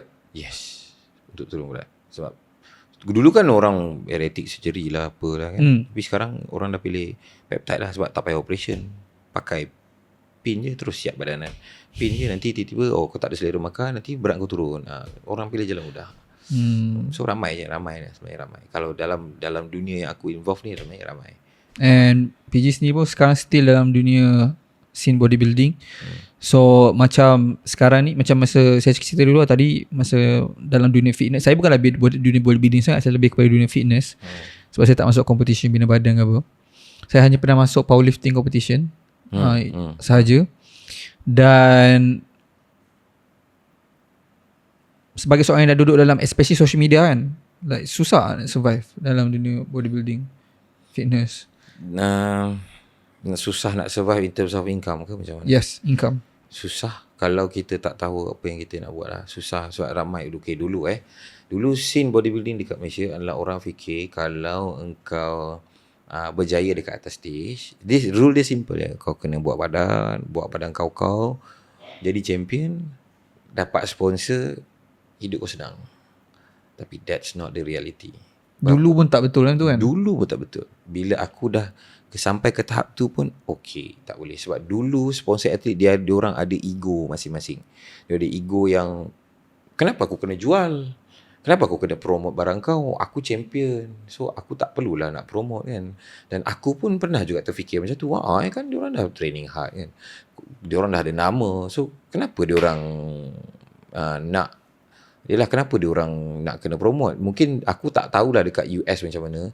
Mungkin sponsor atlet dekat US ni, sponsor sebulan dia bagi gaji $10,000 kot. Mungkin lah kot kan. Tapi dekat Malaysia tak. Dekat Malaysia sponsorship pun kalau kau dapat pun 300, 500. Ada yang sponsorship pun sebenarnya kalau korang nak tahu, dia orang tak dapat duit pun. Dia orang dapat barang je. 100%. Yeah.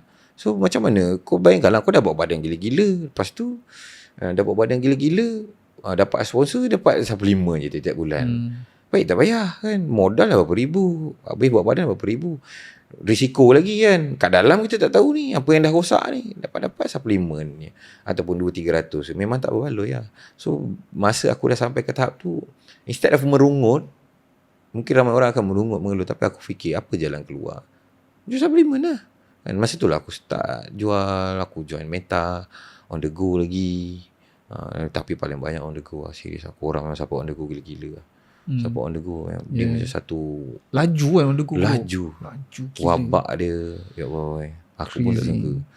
Buat affiliate. And bila fikir macam tak kebetulan lah sebab Arif ni buat bisnes dah lama kan. Betul? Lama gila dia jual. Like seasoning ni pun dah lama. Seasoning pun dah lama. Betul. Sebelum sebab case local brand protein ni kan. Punya case Startingnya masuk local brand protein. Just untuk sharing masa saya dengan My Protein dulu pun saya hanya dapat bulanan allowance 1,000 untuk suplemen dia je. Oh, so RM1,000 dan, tapi bukan duit. Bukan. Dan kupon macam US kan style bagi ada atlet punya code kan. So ada code. Dan ada lah bulan-bulan ratus-ratus orang pakai code kita dekat website. So kita dapat commission monthly dan dia pakai cara pakai code lah. So sebab, nak beli dapat discount code. Kita discount code yourself. So commission tu akan bagi dekat kau lah. Betul. Tapi dia berbalik pada point macam bila kadang-kadang dulu zaman saya buat fitness, especially bila keluar mana orang kata so macam mana nak jadi, sebab dulu pun kita pernah tanya macam nak jadi sponsor atlet, macam nak jadi sponsor atlet ni semua kan. Betul. Kalau macam saya masa tu saya cakap kalau like international brand contact, kalau Malaysia punya scene memang diorang tak bayar. Diorang akan bagi code dan diorang akan bagi duit untuk kita spend. So international pun tak dapat duit lah. Tak, sebab international tahu Malaysia punya scene tak kuat buying power. Tu je sebenarnya. Sebab tu ada negara yang dia boleh bayar monthly, ada negara yang dia just bagi free products dan juga allowance coupon code untuk kita punya income. Dan itu bukan kebetulan lah. So maksudnya dia tak ada bayar. Tapi sebenarnya betul kita cakap orang tak payah. Tapi teruskan. Tapi sebenarnya kau membuktikan yang sebenarnya nak dapat jadi sponsor atlet tak boleh pakai steroid pun. Memang tak perlu kan. Kita just kena ada influence je. Sebab ramai orang fikir aku nak kena ada badan cantik baru aku dapat jadi sponsor atlet. Sayang kan itu kesian dong. Steroid. Sebab mungkin diorang tak nak pakai pun kadang-kadang bayangkan. Diorang tak nak pakai pun. So kau membuktikan dia merosak bagi korang semua. Kau dah tengok kan. Boleh sebenarnya kan? Boleh sebenarnya. Tak perlu pun kan. Sebenarnya macam kau cakap lah, kita nak kena ada satu personality yang unik. Bila kau ada personality yang unik, barulah kau boleh stay dalam bidang ni dan sponsor akan cari lah kan. Automatically. Sebab kita kena letak diri kita dalam mindset orang yang buat bisnes tu je. Betul. Kita nak orang yang boleh convert. Dan kalau kau dapat sponsorship tu pun sebenarnya jangan ingat aku dah jadi sponsor atlet aku dah kaya. Tak, dulu aku fikir macam tu. Faham. Kan tengok orang lain kena sponsor sebab kita tengok US je. Kita tengok Malaysia mana ada sponsor kena jual. Cakap, tak ada. Tapi rupanya nak jadi sponsor tu belum tentu kau jadi kaya. Cuma tu adalah salah tu jalan untuk kau buka kedai tanpa keluarkan modal. Aku fikir macam tu lah. Oh ya yeah. Sebab contoh lah, bila kau jadi atlet, contoh macam on the go kan, aku dah boleh jual on the go tanpa membeli on the go. Faham tak? Aku ada special commission untuk atlet sendiri. So tu macam ibarat macam aku buka kedai tapi aku tak payah modal. Kalau aku rajin aku dapat duit, kalau aku tak rajin aku tak dapat duit. Aku fikir macam tu je lah kan. Instead of fikir macam apa lah dia orang ni, aku ni PG kot. Mungkin lah kan, mungkin ego ada cakap kan, aku ni PG kot, takkan kau sponsor aku nak kena jual. Mungkin daripada aku fikir macam tu, aku fikir baik aku cari jalan macam mana aku nak make money kan, macam mana aku nak survive dalam bodybuilding ni. Sebab bodybuilding ni cost dia kan tinggi, kau tahu kan. Apa nak pergi competition lagi, hire coach lagi, steroid lagi, protection lagi, apa pergi buat blood work lagi kat doktor dah berapa. Setahun berapa kali nak kena buat kan, kalau kau betul-betul lah. Lepas tu takkan kau nak mengharapkan duit sponsorship apa kata sebelah, memang tak boleh. So memang nak tak nak kena stop merungut dan fikir macam mana kita nak apa take advantage dekat sponsorship tu. Lepas tu lah aku start jual sebenarnya. Memang baru aku nampak so nak tak nak aku kena belajar juga, aku kena adapt juga dengan cara ni. So aku kena adapt lah. PG ni dia sponsor dengan mana, siapa yang sponsor dia kena naikkan brand tu. So dari situ aku belajar jadi sponsor atlet lah. And mesti ada yang tengok pun nak jadi sponsor atlet kan. So kita kena bagi tamparan realiti bahawa sponsor atlet pun still kita kena buat kerja, bukan magic. Betul. Kalau jadi pemenang ni mungkin saya salah, tapi betul kan kalau kita jadi pemenang pun competition kita still kena jual produk tersebut. in order untuk dapat income, betul ke? Betul. Sama juga. Sama je mungkin konsep. certain company dia orang akan bagi juga duit monthly. Ya, tapi just for a short moment, masa mungkin kau tengah hype, nanti bila kau dah tak hype, kau dah tak aktif ke, kau dah tak diperlukan lagi, kau akan dikeluarkan lah. Macam tu. Sebab memang hakikatnya macam tu lah. Sebab contohlah kalau kau own a business kan, kau nak hire aku untuk apa? Kalau aku tak boleh nak bagi benefit dekat kau kan. Dia orang businessman, dia orang bukan bodybuilder, dia orang tak faham. So dia fikir macam Arif lain, Arif dia sendiri bodybuilder, so dia faham tau. Macam orang lain dia tak faham. Dia fikir okay, aku sponsor kau untuk apa? Aku dapat apa? Apa kau boleh buat untuk aku? Promote. Okay, promote boleh lah. Mungkin views kau tinggi ke apa ke. Tapi bila once view kau dah tak tinggi, once kau dah tak ada badan, once kau dah tak compete, macam mana? Mungkin kau dah tak laku. Orang yang boleh menjual tanpa ada badan ni adalah orang yang betul-betul dah self-established, yang sangat-sangat strong. Macam Sibam contoh, dia dah tak compete pun, dia still ada that power untuk jual dia punya own brand. Brand dia pun dah kuat termasuk sampai Malaysia pun ada jual supplement dia. Dah lah baru kan. Tu lah nama, kalau nama strong macam tu, macam memang tak minat lawan lah. And yes, tak dinafikan, kalau saya salah mungkin betul kan, memang ada mungkin brand yang sebenarnya kat Malaysia ni kalau nak ambil sponsor atlet, dia still akan bayar bulanan. Tapi sebenarnya dia bukan bayar bulanan sebab kita. Maksudnya dia akan suruh macam kita buat 10 video. Kita basically kerja sebagai content creator. Betul. Kita bukan sponsored. Kita just kerja dengan dia, ada gaji. Itu je. Dia mana ada sponsor macam kat US punya style ke apa. Dan sebenarnya apa yang dia orang suruh tu sebenarnya adalah suruh atlet tu aktif dekat social media. And sekarang ni memang atlet ni memang kena aktif dekat social media kalau dia nak dapat sponsorship, ataupun kalau dia nak kakak sponsorship, and kalau dia nak make money. Betul. So memang berapa commission sebulan jadi atlet on the go? Ni yang seronok kita nak tahu ni. Tadi Big Boss dah bagi green light. Big Boss dah bagi green light pula. Berapa kau rasa? Kita kena fikir pros and cons kalau kita cerita dulu sebelum kita cakap berapa lah. Sebab first kita go back and forth pasal pros and cons. Cons dia adalah mungkin nanti budak-budak tak nak belajar, dia nak jadi sponsor atlet je. Okay, itu salah satu cons lah. Lagi cons kita kena bagi tahu orang nak jadi sponsor atlet ni pun, untuk jadi sponsor atlet yang boleh menjual dengan banyak pun perlukan kebijaksanaan juga sebenarnya. 100% lah. Tapi usually part tu diorang buat tak dengar. Experience jadi cikgu kan. So benda-benda yang penting dia akan macam masa tinggal dia akan dengar bab yang untung dia je. 100%. Tu antara cons. Kalau pros tak ada. tak ada pros macam tu kan. Mungkin ramai lepas nak jadi sponsor atlet on the go aku rasa.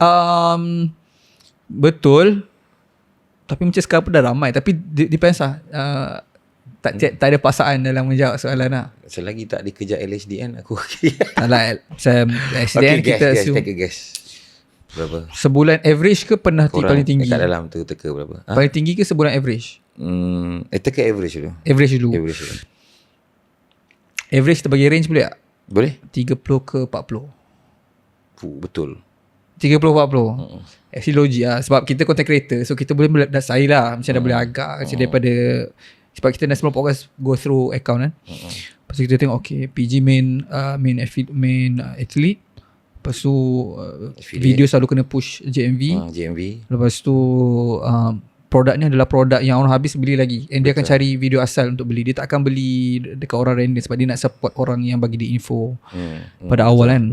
So kita assume dengan following size semua mungkin dalam 30. Betul lah. Betul. Yo macam W lah. Ni cikgu yang paling fire. Ni cikgu yang paling masyuk Aisyah pernah jumpa. Tahu tak cikgu adalah pekerjaan yang paling banyak melahirkan yang menjadikan pekerjaan yang paling banyak menjadikan seorang tu jutawan dekat US adalah cikgu. Ya? Ya. Tapi belum ada cikgu jadi jutawan lagi. Ya ke tak ada? Ada kat Malaysia dah ada. Ya, tapi sebab kita ni jutawan ni bukan cash lah. Net worth. Faham betul. Sebab kat US saya terkejut kat tengok Dave Ramsey ada cerita pasal statistik, and dia suruh pilih doktor, engineer, cikgu.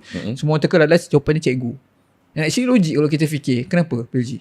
Sebagai seorang cikgu. Kita maksudnya macam cikgu yang banyak. So cikgu adalah dekat US percentage pekerjaan profesional yang paling banyak jadi jutawan adalah cikgu. Aku pun tak tahu kenapa. net worth lah, bukan mungkin cash ke apa kan. Sebab cikgu ni usually adalah satu kerjaya yang play safe. Maksudnya dia akan dapat gaji bulanan dan mungkin dia akan ada, kalau kat US S&P 500, kat Malaysia ASB lah kan, dia akan ada bulanan yang dia simpan. Lepas tu dia beli rumah. Okay, betul. Rumah tu lepas dia pencen, dia dah jadi mungkin harga dah $1 juta. Betul. And then dia ada mungkin kereta sikit, Sama macam kat Malaysia simpanan sikit kan. So majoriti cikgu-cikgu, tengok cikgu-cikgu yang dah pencen, chill-chill, relax. Betul. Gaji dapat lagi setiap bulan. Gaji dapat lagi setiap bulan. Seorang cikgu dia akan boleh beli sebidang tanah dan sebuah rumah. Dia boleh beli tanah. Maksud dia boleh beli. Maksudnya dia ada loan untuk dia buat loan tanah, beli tanah. Berbeza dengan loan rumah. Dan dia boleh buat loan lagi. Tak salah aku lah, aku pun tak pakai lagi loan tu. Dia boleh bina rumah dekat atas tanah tu. So, dan seorang cikgu boleh ada sebiji kereta. So kalau 2 orang cikgu berkahwin, so dia ada tanah, 2 rumah sewa, 2 rumah, 2 tanah, 2 biji kereta, satu rumah atau 3, disewakan. 4 kereta. Satu rumah disewakan. Ataupun diorang akan mungkin beli rumah, beli tanah. Lepas tu lain dia akan beli kebun. Cikgu ada ke istilah kena buang kerja? Ada lah. Kalau dah terlalu, ada juga? Kalau terlalu macam mungkin kena tindakan tata tertib ke. Tapi jarang lah. Jarang lah. Ada lah. Ada tapi jarang lah. Pernah jumpa lah? Pernah jumpa? Tak pernah. Aku tak pernah. Tapi pernah lah, dengar-dengar ada lah. Tapi even tak pernah. cikgu sebenarnya nak minta berhenti pun susah. Aku pernah nak minta berhenti. Satu hari tu aku macam tak tahu kenapa aku macam burn out gila. Aku jadi macam tak tahu. Aku pergi sekolah, aku tak tahu kenapa aku pergi sekolah, sampai kat sekolah masa tengah perhimpunan aku duduk macam aku buat apa kat sini lah. Macam ego aku sebagai seorang bodybuilder menghentak aku sebagai seorang PG fitness. Mungkin masa tu tengah pakai steroid kot? Tak. Oh tak ada. Pakai. Ya, dia dah start lah tu. Masa macam apa pasal aku tidur bangun, aku rasa macam apa pasal kenapa aku macam ni aku macam kenapa aku pergi sekolah, kenapa aku masih lagi duduk dekat sini, aku nak buat apa, aku dah ada macam-macam kan. Kalau aku rasa kalau aku berhenti, aku duduk rumah buat live ke, buat content ke, mesti lagi banyak benda aku dah boleh produce kan. Fikir macam tu. Tapi lah aku balik, aku suka sebenarnya. Bos aku pun tak bagi aku berhenti masa tu. Ya. Kalau tak nak berhenti, dan masa tu lah aku tahu nak berhenti sebenarnya pun susah juga. Dia bukan macam kerja swasta minta dapat berhenti terus ada lah. Kenapa?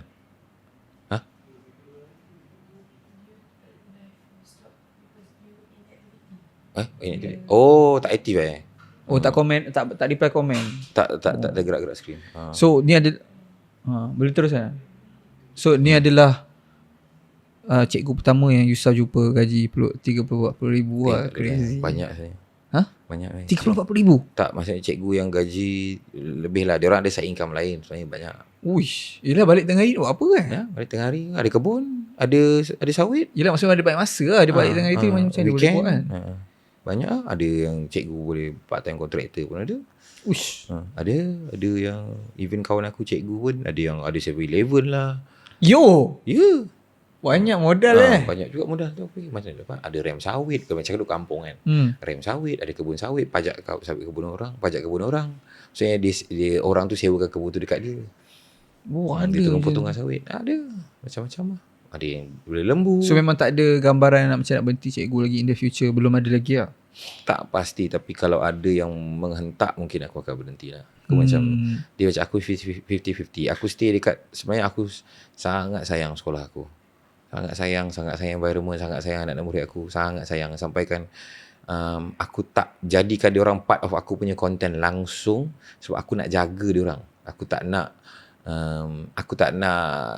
macam ni dia orang macam kan sekarang banyak je cikgu-cikgu yang salah gunakan murid dia orang tu jadi viral kan. Macam aku tak nak macam tu. Aku dekat sekolah adalah aku dekat sekolah.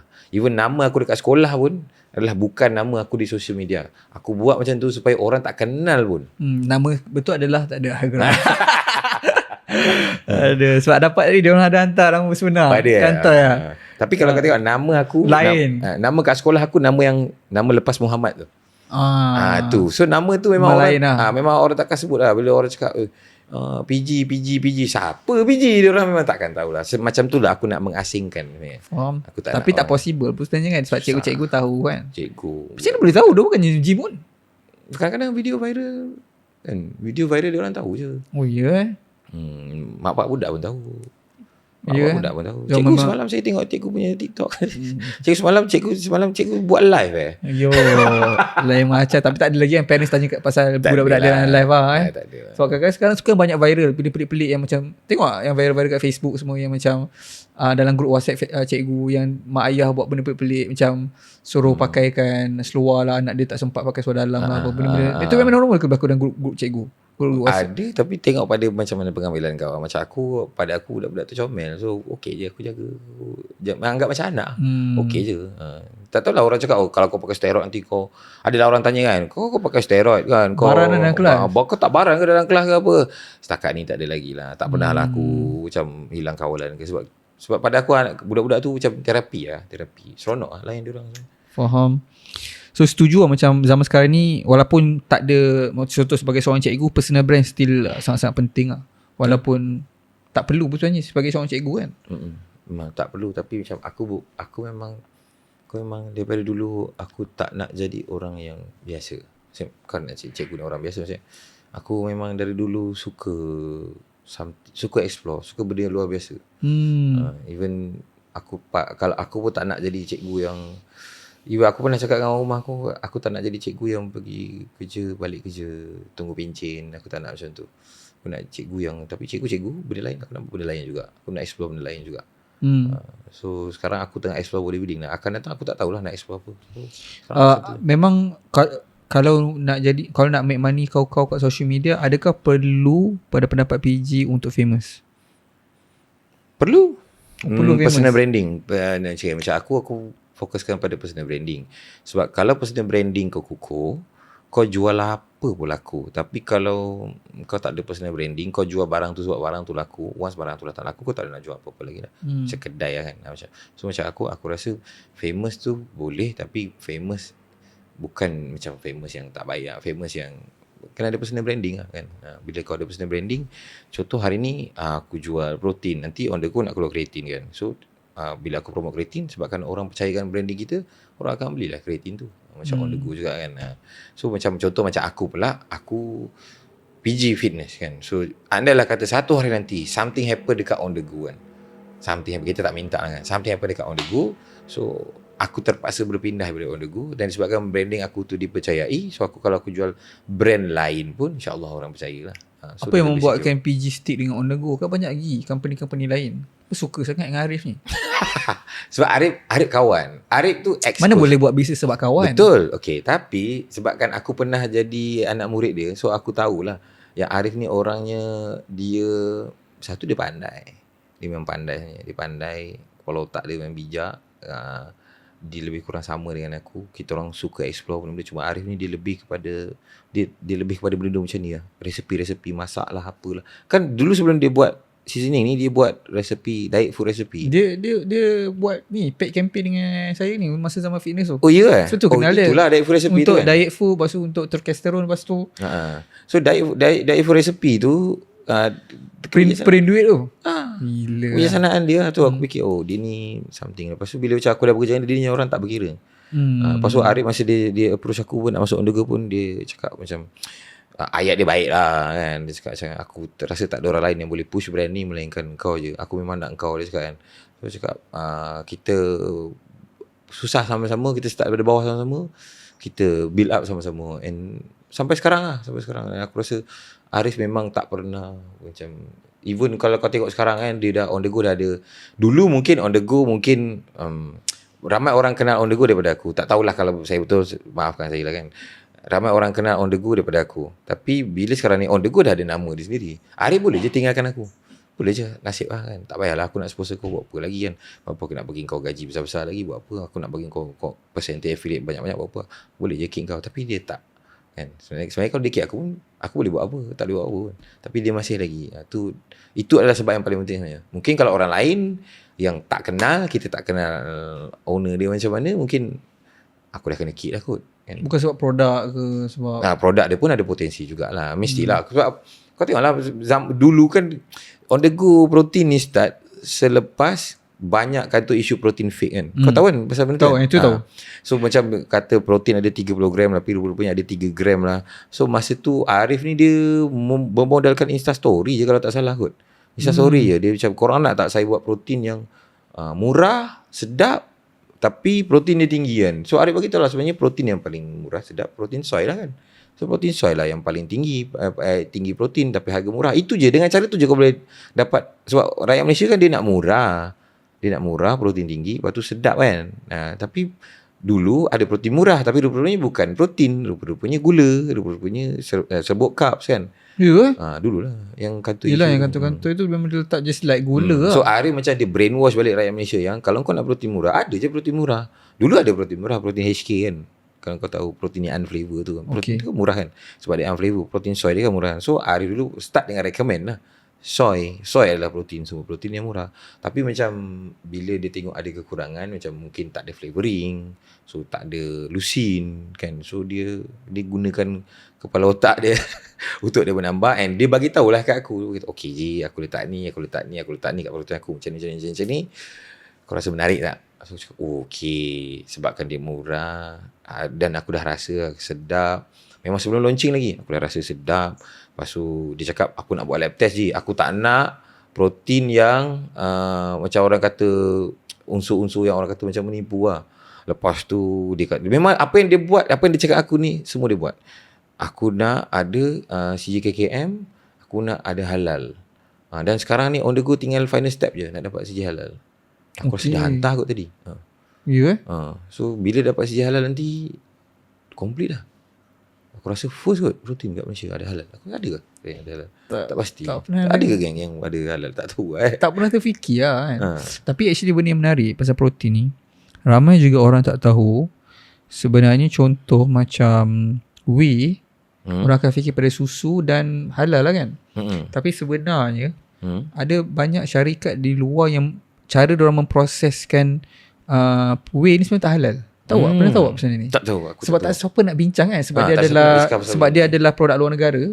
So berapa orang Malaysia susah nak pergi beli, nak buat test. Bukan test pun, macam nak test dia halal ke tak. Sebab dia susu kan. Betul. So rupa-rupanya ada, masa tu kita ada podcast dengan ada Sabarudin. Tak, okay. Dia pernah cerita pasal benda ni. Dia cakap sebenarnya ada banyak company, sebab dia pun buat whey. Dia cakap problem yang paling utama dia nampak adalah masa tu kebanyakannya company-company luar ni bila dia nak buat whey protein, antara proses dia untuk menghasilkan whey akan menggunakan macam usus ke apa, macam bahan dalam daripada haiwan babi ni. Oh ya So memang itu adalah aku macam pernah dengar je. Itu adalah apa dia punya antara proses dia. So nak cari yang betul-betul halal actually susah, sebab orang just fikir susu adalah whey. Dan kita pula memang macam mana kita nak tahu company tu punya proses dapatkan whey macam mana? Betul. Susah. Memang kita pun tak ada equipment. Dapat pun dah siap kan. Kita pun ada duit nak check. Betul. Tapi kalau ikutkan dari segi hukum, kalau kita kalau kita dia macam mana, kalau kita dia tak terbukti obviously haram, tak ada masalah. Tapi kalau benda tu memang terbukti haram dan ada potensial untuk menjadi haram, contoh macam susu ni macam no problem lah. Contoh kalau kita pergi luar negara, kita boleh beli susu minum kan. Sama juga konsep tu, walaupun kita tak tahu apa dia buat dekat ladang dia. Boleh jadi dia guna baju apa untuk dia punya haiwan-haiwan kan. Kita tak tahu. So tu antara benda menarik. So kalau betul dah dapat halal nanti, so pun agak sebab benda tu akan memang setiap orang tanya. Sebab soy sebenarnya orang tak patut tanya. Tapi soya kalau kan ada tu, orang Malaysia like Makcik Gerai pun kadang-kadang dia tanya ada halal ke tak kan. So macam kita layan je lah kan. So macam hari tu bagus lah. Dia cakap okay, rakyat Malaysia nak apa, kita bagi semua rakyat Malaysia nak. Sampai diorang tak ada point dah. Betul. Dah ada halal. Dah halal nanti korang nak cakap apa, aku tak tahulah. Tak tahulah. Halal dah ada. Lepas ni tinggal final step lah halal. Sebab bila halal dah ada dan nak dapatkan halal jakim tu, Masya Allah susahnya. Bukan senang. So, tak tahulah, tengok nanti macam mana. Ada seorang kat sini yang ada orang tanya, apa nasihat kau pada atlet yang rasa brand tak pandang dia langsung? Yang rasa brand tak pandang dia, buatlah brand pandang dia.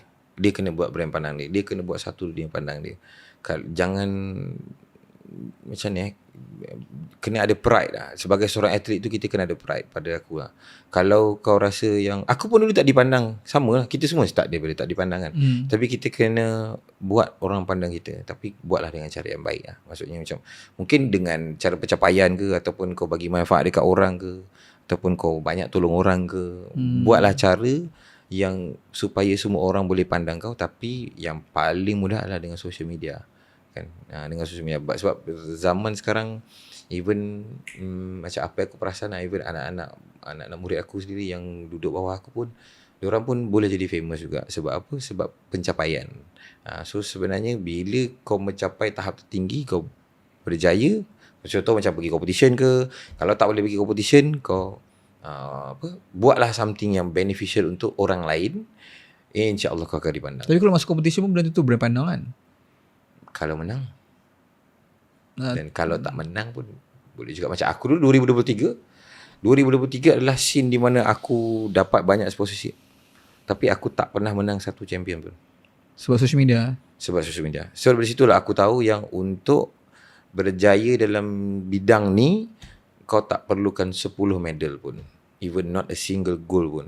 Kau even macam kawan aku lah, Yusof Basuri ni, kalau yang kenal lah Yusof Basuri, dia seorang nama yang besar dalam dunia bodybuilding ni. So dia banyak kali champion. So bila dia jumpa aku, bila kita orang berkawan, dia pun cakap, aku jealous tengok kau. Kenapa? Sebab kau bukan champion pun, tapi kau bukan champion, tapi kau boleh berjaya macam ni, kau boleh dapat macam ni kan. So kata aku, kau memang buktikan dekat aku. Sama lah macam aku cakap dengan kau tadi, kau membuktikan dekat aku yang nak jadi sponsor atlet. Kau dah sponsor My Protein kot kan. My Protein tak payah pakai steroid pun kan. Sama lah macam dia. So tak payah. Sebab orang dulu fikir, nak kena jadi champion, kau nak kena pakai steroid banyak-banyak, kau nak kena risikokan diri kau, barulah kau dapat jadi sponsor atlet. Sebenarnya tak pun. Ramai je sponsor atlet yang dipandang, tapi badan dia tak adalah badan-badan yang semua bodybuilder kan. Sebab diorang sebagai toke-toke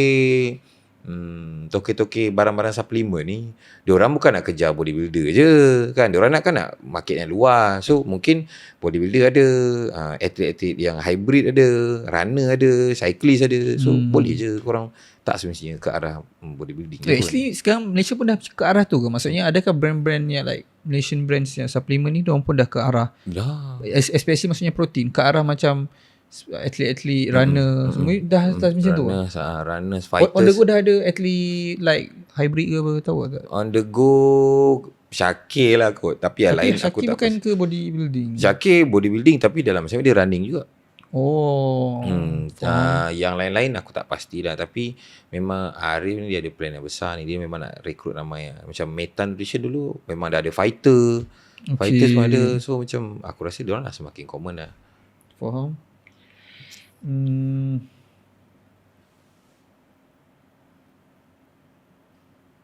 Saya tengok beberapa soalan last.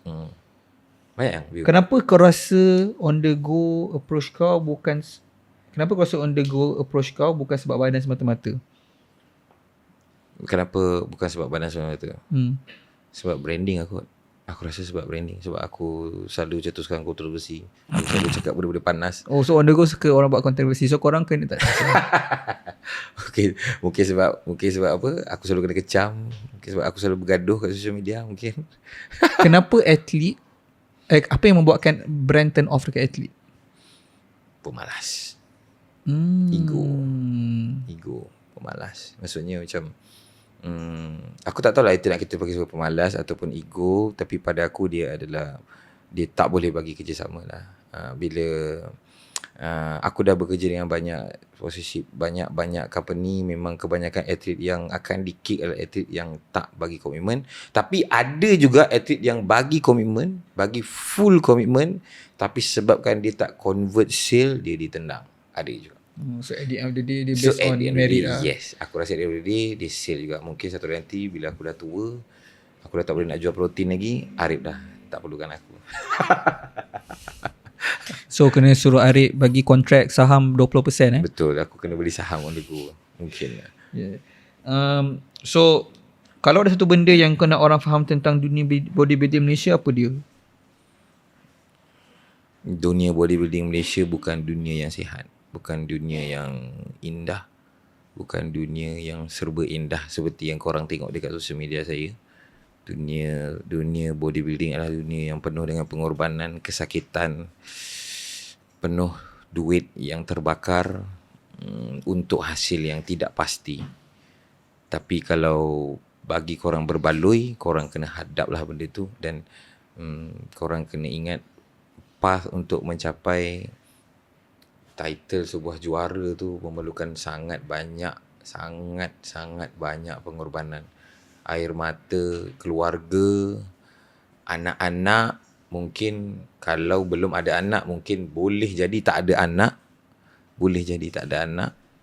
Boleh jadi once korang dah dapat title tu, korang akan hilang segalanya. Benda tu boleh jadi lah. So jangan ingat, oh aku nak badan macam ni, bila aku dapat badan macam ni, segala-galanya akan indah dalam hidup aku. Mungkin saya adalah orang yang bertuah kot, yang mungkin Allah pilih untuk mungkin ada, yalah macam ada life kan, orang cakap ada kerjaya, ada sponsorship yang besar, ada anak, ada isteri, 2 lagi tu. Isteri tu? Taklah. Oh, Gurawa. Okay. Aku tak tahu Tak Dia tahu? tak tahu. Tahu apa? Tak tahu lah. Saya adalah seorang suami yang berpoligami. Oh, serius lah? Oh, kenapa macam semua orang, cara cakap macam semua orang tahu? Memang semua orang tahu ke apa? Tahu kot. Kau tahu, kau tak tahu kan? Kita memang dunia berasingan. Kita dunia berbeza lah. Tapi macam, poligami berapa lama? Berapa lama dah poligami? Berapa lama? 2 tahun. 2 tahun. Oh, lama dah. So, zaman social media start bos tahun macam tu lah. 2023 2003 kot, kahwin, tak ingat lah. Apa mindset dia sebalik berceritakan tentang dia sini berpoligami? Kalau kat Malaysia, orang lelaki dia takut nak cerita. Takut cerita poligami. Sebab yang sama, sebab poligami bukan jenayah.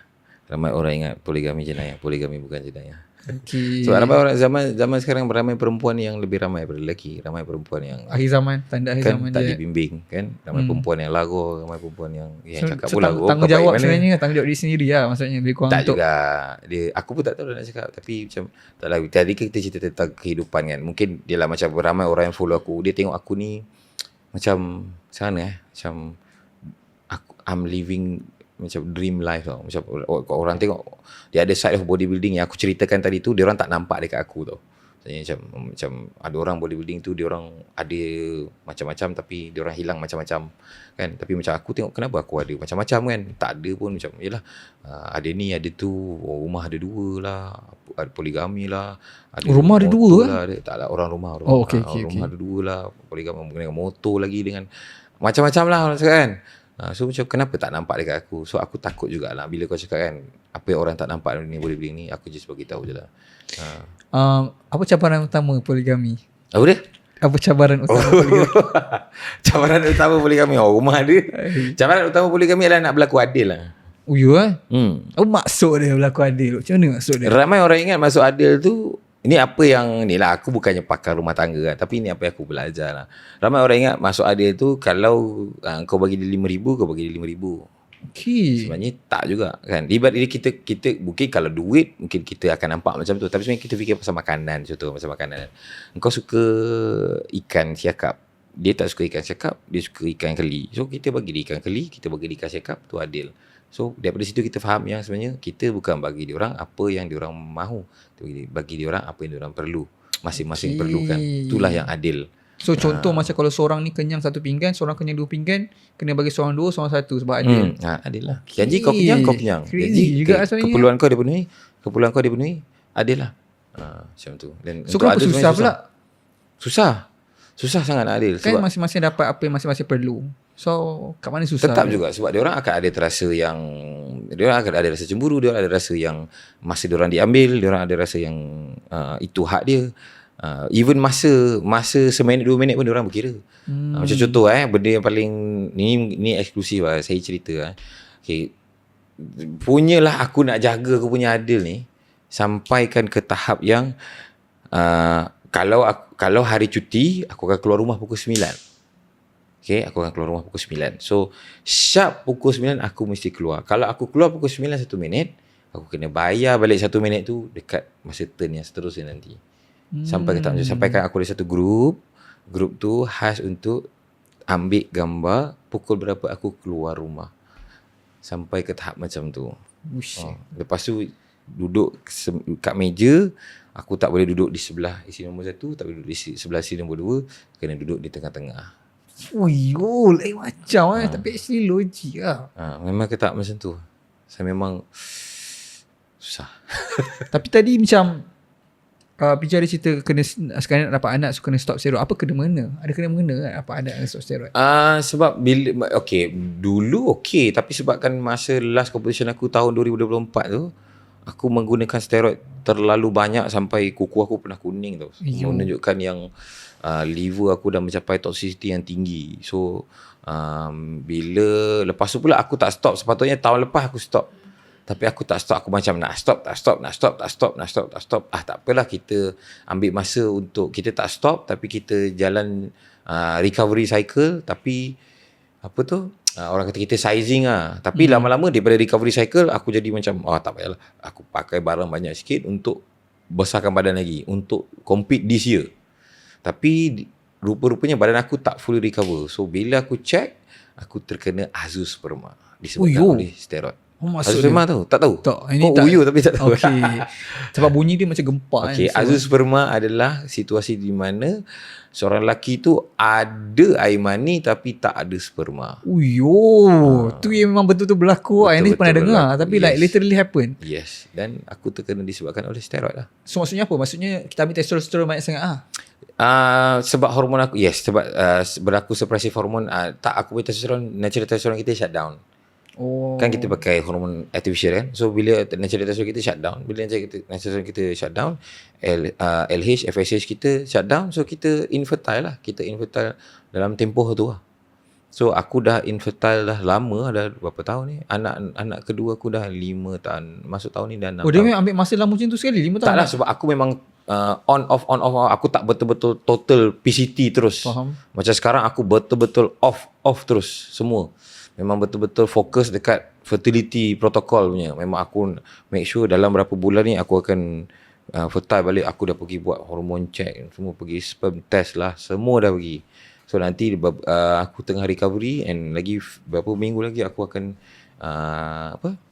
buat lagi test untuk check adakah aku masih lagi azoosperma. Azoosperma tu maksudnya aku cakap tadi kan? Ya, kosong. Adakah sperma aku masih kosong ataupun dah start lah. So itu itu pun orang tak tahu. Itu pun orang tak nampak pasal steroid. Banyak orang jadi azoosperma ni time tak dalam pasti, experience, sebab tak ada siapa tak yang akan tanya nak cerita. Tak ada siapa nak cerita. Rasa-rasa daripada mata kasar. Sebab masa aku bagi tahu kat story je aku azoosperma kan. So rupanya ramai orang yang azoosperma juga. Aku tak pasti, mungkin diorang pun tak tahu ke diorang azoosperma. Cuma diorang rasa diorang pakai steroid lama tapi diorang tak ada anak kot. Tapi benda ni sebenarnya common ke? Tak juga. Macam ada je kawan-kawan aku yang dia pakai tapi boleh je ada anak. Ada yang baby dia sangkut waktu dia tengah prep. Maksudnya bila tengah prep ni, kau tengah pakai heaviest punya stack lah kan. Yang paling high toxicity sekali, yang paling suppressive sekali. Tapi boleh lagi. So dia berbalik kepada konsep rezeki jugalah kot mungkin. Dia ni orang tu react macam aku memang daripada dulu, memang kalau aku nak dapatkan anak aku kena PCT. So aku memang tahu. So selagi aku tak PCT, selagi tu aku tak akan. So doktor cakap anggaran berapa lama usually nak recover ni, nak supaya dapat anak balik? 3 bulan minimum lah. Tak ada lama sangat. Kan macam tahun-tahun ke lah. Tapi tengok jugalah, maksudnya 3 bulan minimum tu kalau kau betul-betul jaga fokus dekat recovery. Ada orang 3 bulan dia, bila dia dah stop je steroid, ramai orang dia stop steroid, dia dah tak main gym lah. Dia tak boleh lah. Dia dah tengok badan dia dah lain, dia dah tengok macam dah tak macam dulu, kekuatan dia dah tak sama kan. So macam aku memandangkan aku ni pun tengah injured. Hari tu aku punya chest koyak masa tengah bench press. Prap koyak. So sebab apa? Overberat ke memang tak? Sebab tak warm up. Buat warm up kan. Korang kena buat warm up. Sebab aku tak buat proper warm up. Aku masa tengah live lah. Terus berat? Aku tak main terus berat, tapi aku main yang ringan tu tak lama, tak banyak repetition. Biasanya aku akan tak panas lagi lah masa aku akan stress, betul-betul stress kan, stress betul-betul, warm up betul-betul, pump betul-betul, baru kita go for heavyweight kan. Aku maksud tengah kita warm up sambil live borak-borak, so kita lupa kita buat apa. Macam boleh ni aku dah buat benda ni dah lama, so ego kan aku dah buat benda dah lama, tak akan lah boleh ejak, tak ada apa. Sekali perap. So bila dah nak injure tu, Abang Syuk cakap, dah lah PCT lah dulu, kau fokus kat buat anak je. Alang-alang kau injured ni, kau ambil masa ni untuk kau recovery and kau buat anak dulu. Sebab aku dah kahwin 2 tahun dengan isteri kedua aku, tapi masih lagi tak ada anak. So kena fokus lah. Dia cakap jangan. Abang Syuk ni sebenarnya dia adalah coach yang hari ni ada jadi dia happy birthday Abang Syuk. Dia adalah coach yang bukan menasihati aku dekat bodybuilding je, dalam hidup pun sama. Dia cakap tak guna je kau ada semua benda ni apa, kau jadi champion pun, kau nak prep pergi mana, kau nak pergi mana, pergi Indon ke, kau pergi Thailand ke, kau pergi China ke tahun ni, tapi at the end of the day bini kau tak ada anak, baik tak payah Ji. Baik kau dapatkan apa yang paling penting dulu. Kalau dapat anak nanti kau nak belas berapa banyak pun lantak kau lah, ikut kau lah, tapi yang penting bagi isteri kau anak dulu. Tu aku macam okay, yang paling penting sebenarnya adalah anak, dapatkan zuriat dulu kan. So aku kena fokus kat situ. Tapi actually betul lah, bila dah makin berumur, walaupun saya pun tak ada tua sangat, tapi saya perasan compared to zaman kita start gym dulu, saya start almost 18 start gym sekarang ni makin senang untuk injek kalau tak hati-hati dari segi warm up, jaga badan tak cukup panas. Saya apa yang selalu berlaku selalu strain. Leher memang senang strain sekarang ni. Kena. Kalau tak warm up cukup, pull up ke apa kan, Mesti kena. Saya dengan physio tu dah macam ni lah. Sebab selalu pergi. Sikit-sikit strain.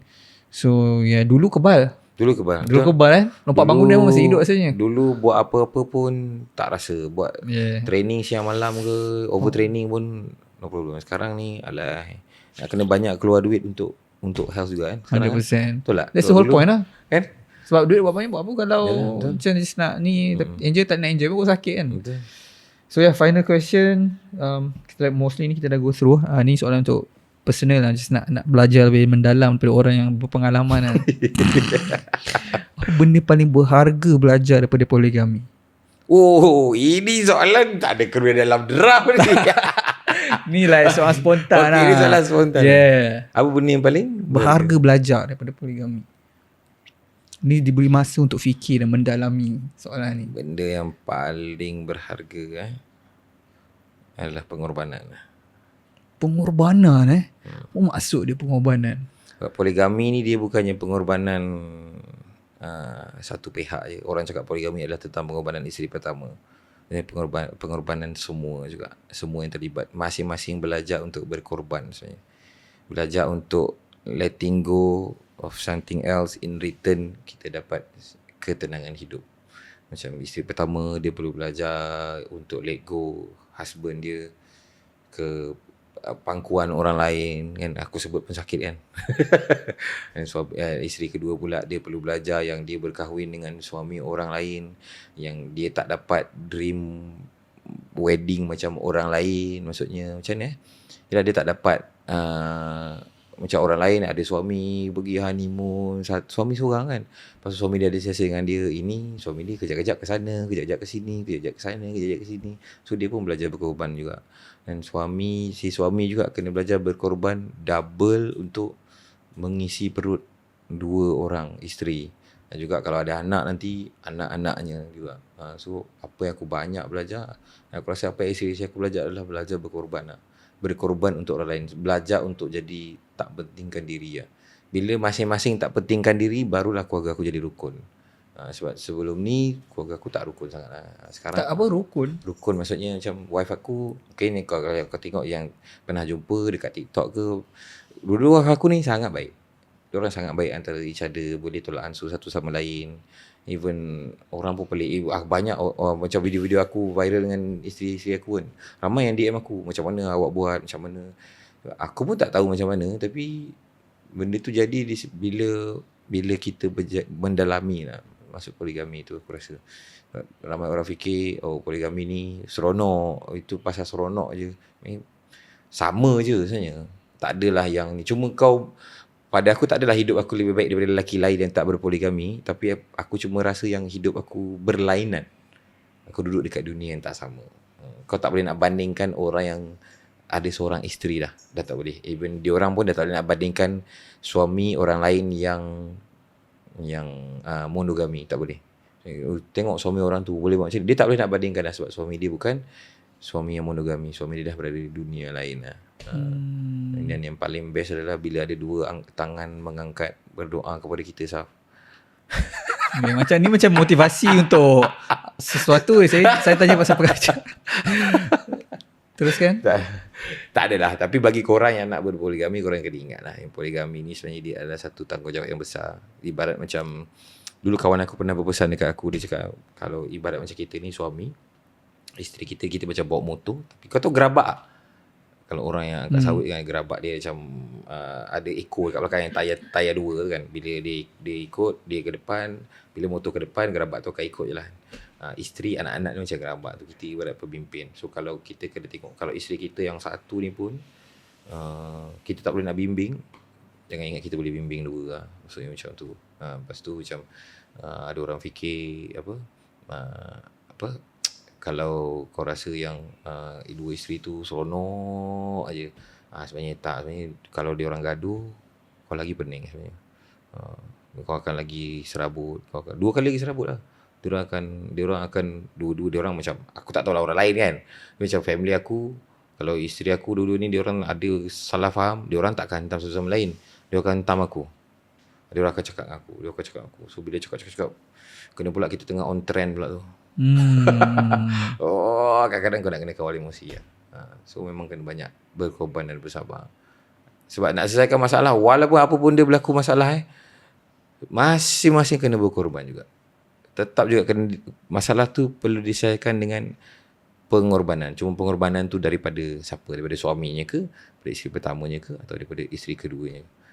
Dia orang mesti kena salah seorang berkorban, barulah dia akan reda. Cuma kita tak tahu kali ni siapa yang kena berkorban. Dan masalah dia takkan habis kan? Sama je. Orang kahwin satu pun mana dia tak ada masalah kan. Betul. Cuma kalau orang ingat yang kalau rumah tangga kau tak bahagia sekarang, kau kahwin lagi satu, rumah tangga kau akan bahagia. Itu lain macam lah. Lepas tu kalau kau rasa yang kau dah tahu dah ada je banyak lah lelaki dalam dunia ni yang dia sendiri pun tak mampu nak sara isteri dia. Dia tak macam aku berpoligami selepas aku mampulah. Tapi ramai je suami yang berpoligami tanpa dia mampu. Hari tu ada orang cakap aku gaji dia 5,000, tapi dia boleh berpoligami. So dia pergi mahkamah, dapat surat perintah, mahkamah bagi dia poligami. Aku tak tahu macam mana dia boleh sara dua orang isteri dengan RM5,000. Aku pun tak pastilah. Tapi macam kalau kau tanya aku, kalau kau berkahwin dalam keadaan yang kau tak mampu, even dengan isteri pertama pun korang split bill kan. Kau nak kahwin lagi satu, yang pertama dah split bill, habis bila dah kahwin lagi satu macam mana? Dia akan jadi penganiayaan lah. Mungkin sebab tu lah kot kat Malaysia ni orang benci sangat orang poligami kan. Kenapa aku tak kisah pun tunjuk aku poligami, sebab aku sendiri nak break the stereotype yang poligami bukanlah benda yang tak baik, bukannya benda yang tak baik. Sekarang ramai orang membenci wanita yang berkahwin ataupun nak berkahwin dengan suami orang lain. Pasal kan? Social media kan? Dia orang sampai panggil penyondol kan, apa kan. So dia orang akan rasa yang, yalah, aku fikir juga, habis kalau korang benci isteri kedua, benci isteri ketiga, habis Nabi kita macam mana? Korang nak benci juga ke kan? Dia orang pun Nabi pun poligami juga kan. Takkan korang tak boleh nak, perempuan sekarang dia tak boleh nak terima. So aku bukan nak menunjuk-nunjuk, tidak lah, tapi aku just nak bagi mesej. Aku ada satu lagi akaun. Oh ya? Yeah. Aku ada satu lagi akaun. Akaun aku tu, yang satu lagi tu memang personal life. Bebas aku nak upload apa-apa aku suka. So dekat situlah aku menyampaikan mesej dekat dia orang semua yang poligami ni bukan seperti apa yang ramai orang fikir. Mungkin keluarga aku berbeza dan kita boleh buat dia jadi berbeza sebenarnya. Tak macam orang lain, tak macam yang selalu diwar-warkan lah. Berminat dengan poligami? Tak berminat atau macam mana kehidupan tu je. Minat tu sebaik Allah SWT belum ilhamkan lagi. Tapi thank you so much PG spend dengan kita masa malam ni. Sangat-sangat appreciate daripada Tangkak. Sangat-sangat jauh, saya pun tak pernah sampai di Tangkak. So tapi selalu dengar lah, insyaAllah ada rezeki, why not kan, kita atas sana kita hit gym session kan. And aku ada gym, nanti datang ke gym. Uish, ada gym sendiri. So gym tu gym private ke gym, tak, gym buat bisnes? Gym buat bisnes? Bisnes tapi kan, bukanlah bisnes yang mengharapkan kepulangan lah. Aku kat gym tu lebih kepada amal jariah. Faham. Aku bagi air free, aku buat walk-in murah-murah. Just sebab aku nak je workout, boleh je workout kat rumah seorang-seorang. Aku boleh je beli gym sendiri ke apa ke, berkemampuan lah, alhamdulillah. Cuma macam aku pergi gym tu sebab nak jumpa orang, bersosial. Dan nak macam ada gym sendiri lah. Boleh jugalah. Kebebasan. Duit daripada gym tu cukup untuk run gym? Cukup untuk run gym, cukup untuk Kau ada untung juga? belanja-belanja. Adalah untung-untung. Oh, ada untung juga lah? Adalah. Tak Solid adalah lah. tak untung. Tak adalah Tak ada, solid ingat saya yang saja. 10,000 sebulan, tak tahulah gym orang lain kan. Gym aku tak adalah sampai 10,000 sebulan. Adalah 10,000 tu apa? Income ke untung? Bersih lah. Bersih. Untung? Untung bersih. Okay. Aku adalah 3,000, kadang-kadang 5,000, kadang-kadang Solid 4,000. lah. Berapa lama bekerja? Seorang. Dia lah reception, dia lah reception, Dia lah segalanya di sana. Gym kampung, gym biasa. Uish, tapi 3,000 kira kampung ke sekolah. Okey lah, sebab dekat gym aku tu tak banyak gym. Ada 2 je gym. Dan gym aku lah gym yang paling orang kata Okey lah. okey lah. Selalu konten buat kat gym tu lah. Kat situ. Aku live kat situ. Alright. So maybe like PJ dapat apa-apa final words dekat viewers sebelum kita end. Terima kasih banyak-banyak sebab terima kasih kepada Yusof. Terima kasih juga sudi hadir. So this is a big milestone dalam hidup aku sebenarnya. Aku sebenarnya bermimpi. Boleh ke dia panggil aku? Aku macam Apa podcast? aku macam possible tak? Aku rasa aku pernah cakap dengan rumah aku. Possible tak untuk aku masuk dalam podcast dia? Macam, Serius ah? serius. Aku macam sebab podcast kau adalah podcast yang aku selalu dengar, podcast yang well known as podcast yang ilmiah tau. Orang-orang discuss pasal ilmu kan. So aku rasa macam boleh possible ke? Oh tak kot sebab dia kawan dengan Ren. Ren kata aku. Macam kat sekolah pula. Aduh ya. Tak, aku tak tahu realitinya macam mana kan. So aku cakap tak kot. So macam bila Arif cakap kita akan ada podcast kan, aku macam Syah okey ke dengan aku lah. Aku macam tak tahu lah kan. Kau okey ke aku? Sebab kan biasanya kan sebab Ren, aku tak tahu Ren okey ke tak dengan aku. Sebab aku pun tak tahu apa khabar Ren sekarang. Aku pun tak tahu. Dan kalau kau tengok Ren, aku tak ada pun nak musuh dengan kau ke apa ke. Tak ada. And pada siapa-siapa pula. Macam kalau korang ada terasa hati dengan saya ke apa ke, korang, saya minta maaf. Saya tak pernah attack. Korang kena tahu yang saya tak pernah attack individu tu. Saya akan attack. Kalau saya tak setuju pun saya akan attack apa yang dia cakap as an idea sajalah. Tak ada musuh ke apa ke. Itu je lah. Thank you Saf sebab invite. Terima kasih juga. Seronok dapat masuk podcast kau. Alhamdulillah sangat-sangat happy sebab happy masuk. So yeah, macam biasa guys, boleh komen apa-apa soalan korang kat bawah.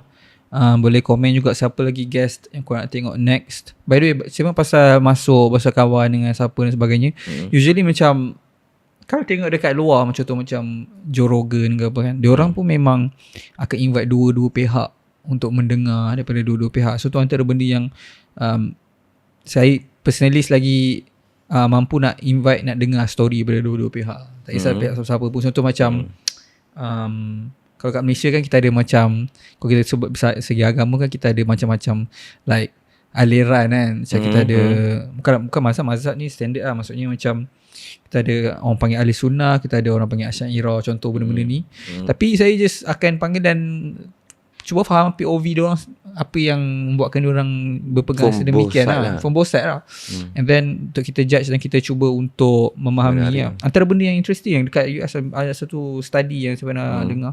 Macam kalau orang tu dia lebih kurang macam ni lah. Kalau orang tu dia bermusuh, bila dia cuba untuk letak diri dalam kasut orang yang satu lagi tu, dan dia cuba memahami macam mana boleh timbulnya pemahaman orang tersebut dan kenapa orang tersebut still fight untuk benda tu, kita akan kurang prejudice terhadap dia. Betul.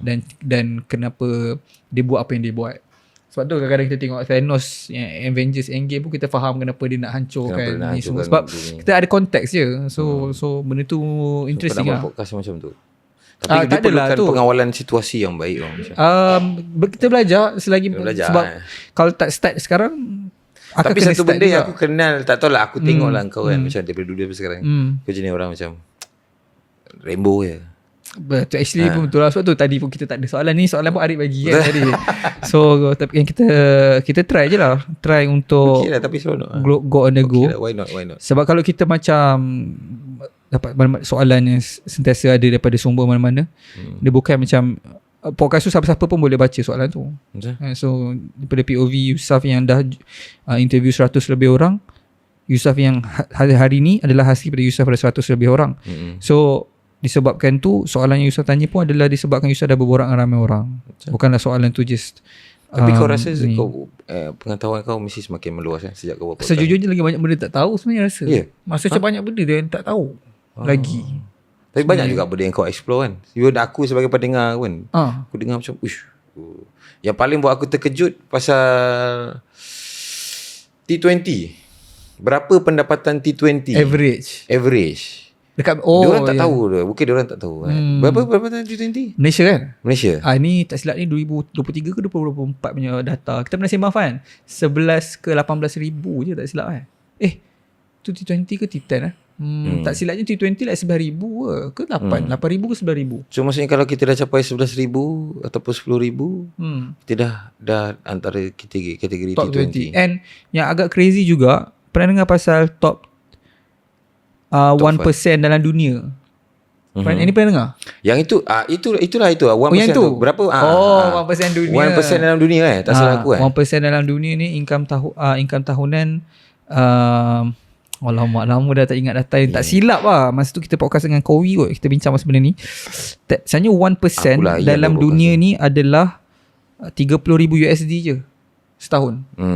Maksudnya dalam 100,000 kan. Maksudnya kita kira 100,000 setahun 100 ke 120 bawah sikit. Yes. So bila kita bagi-bagikan sebulan ada dalam 40,000 ada dalam RM20,000. Tapi kena fikir dunia lah. Yalah, dunia. So sebenarnya banyak dah nikmat yang kita dustakan lah. Betul. So, betul. Masa tu aku macam, masa aku dengar podcast tu, aku dalam keadaan yang tak bersyukur. Tak bersyukur. Maksudnya aku macam terlalu gairah nak dapatkan duit yang banyak masa tu. Tapi aku dengar podcast tu. Bila aku dengar, aku terus macam, weh Allah, aku nak banyak mana lagi ni. Aku punya pendapatan sekarang ni dah macam, kalau betul apa Yusof cakap ni, aku dah kira antara 1% dalam dunia dah. Aku nak kaya mana lagi. Tapi sebabkan aku tengok orang yang kaya-kaya daripada aku kawan dengan orang lagi kaya kan, kau jadi macam nak lagi sampaikan tak pernah rasa cukup tau. So sebab sebenarnya ni ikhlas lah sebenarnya Syaf. Walaupun dulu kau start podcast kau memang macam nampak macam tak nampak hala tujunya kan, tapi sekarang aku rasa podcast kau syarat dengan info. Aku rasa kau kena teruskan buat benda ni, sebab benda ni sangat-sangat bagi manfaat pada orang, terutama orang-orang yang macam aku yang dahagakan ilmu. Serius. Alhamdulillah, thank you so much datang pada seorang cikgu. Sangat berharga. Dan sebenarnya like data tu pun saya dapat daripada podcast juga. Dengar podcast PBD, tak tahu pernah dengar tak? PBD podcast, ada podcast famous dekat US. So dia cerita pasal statistik benda tu. Sebab kadang-kadang bila kita terlalu, macam tadi cakap, kita macam buat social media kan, kita jumpa orang berjaya kan. So kita rasa macam nak lagi. Tapi kalau put into perspektif, orang susah dekat negara-negara Afrika, dekat Indonesia pun. Sebab saya pernah belajar dekat Indonesia dulu setahun. Macam dekat pegunungan, ramai orang yang sebenarnya macam kais pagi makan pagi. Tapi bagi dia orang macam normal lah kan. So sebenarnya banyak nikmat lah. Kita dah boleh survive kat KL, sebenarnya kaya ni sebenarnya. Betul. Walaupun contoh kalau even gaji berapa ribu, 3,000, 4,000 pun sebenarnya tu mungkin top 20% ke. Dunia mungkin top 10% dunia ke. Betul. So kalau kita ada masalah, saya fikir macam ni, kalau kita ada masalah, yang mana masalah tu bukan masalah untuk kita teruskan kehidupan kita sebagai manusia, maksudnya kita dah cukup banyak nikmat tu. So maksudnya tak perlu jadi kaya pun. Maksudnya kita punya masalah macam forosak lah, bukannya masalah makan ke tempat tinggal tu kira solid lah. Alright, thank you so much Cikgu PJ. InsyaAllah guys, macam biasa sekali lagi shout out dekat On The Go sebab provide kita tempat untuk kita shoot podcast malam ni, dan baju yang masih menunjukkan Yusof masih berotot lagi lah, walaupun agak kurang. So macam biasa, komen kat bawah apa soalan korang, siapa yang nak tengok next. InsyaAllah kita bakal berjumpa ke episod yang akan datang, insyaAllah.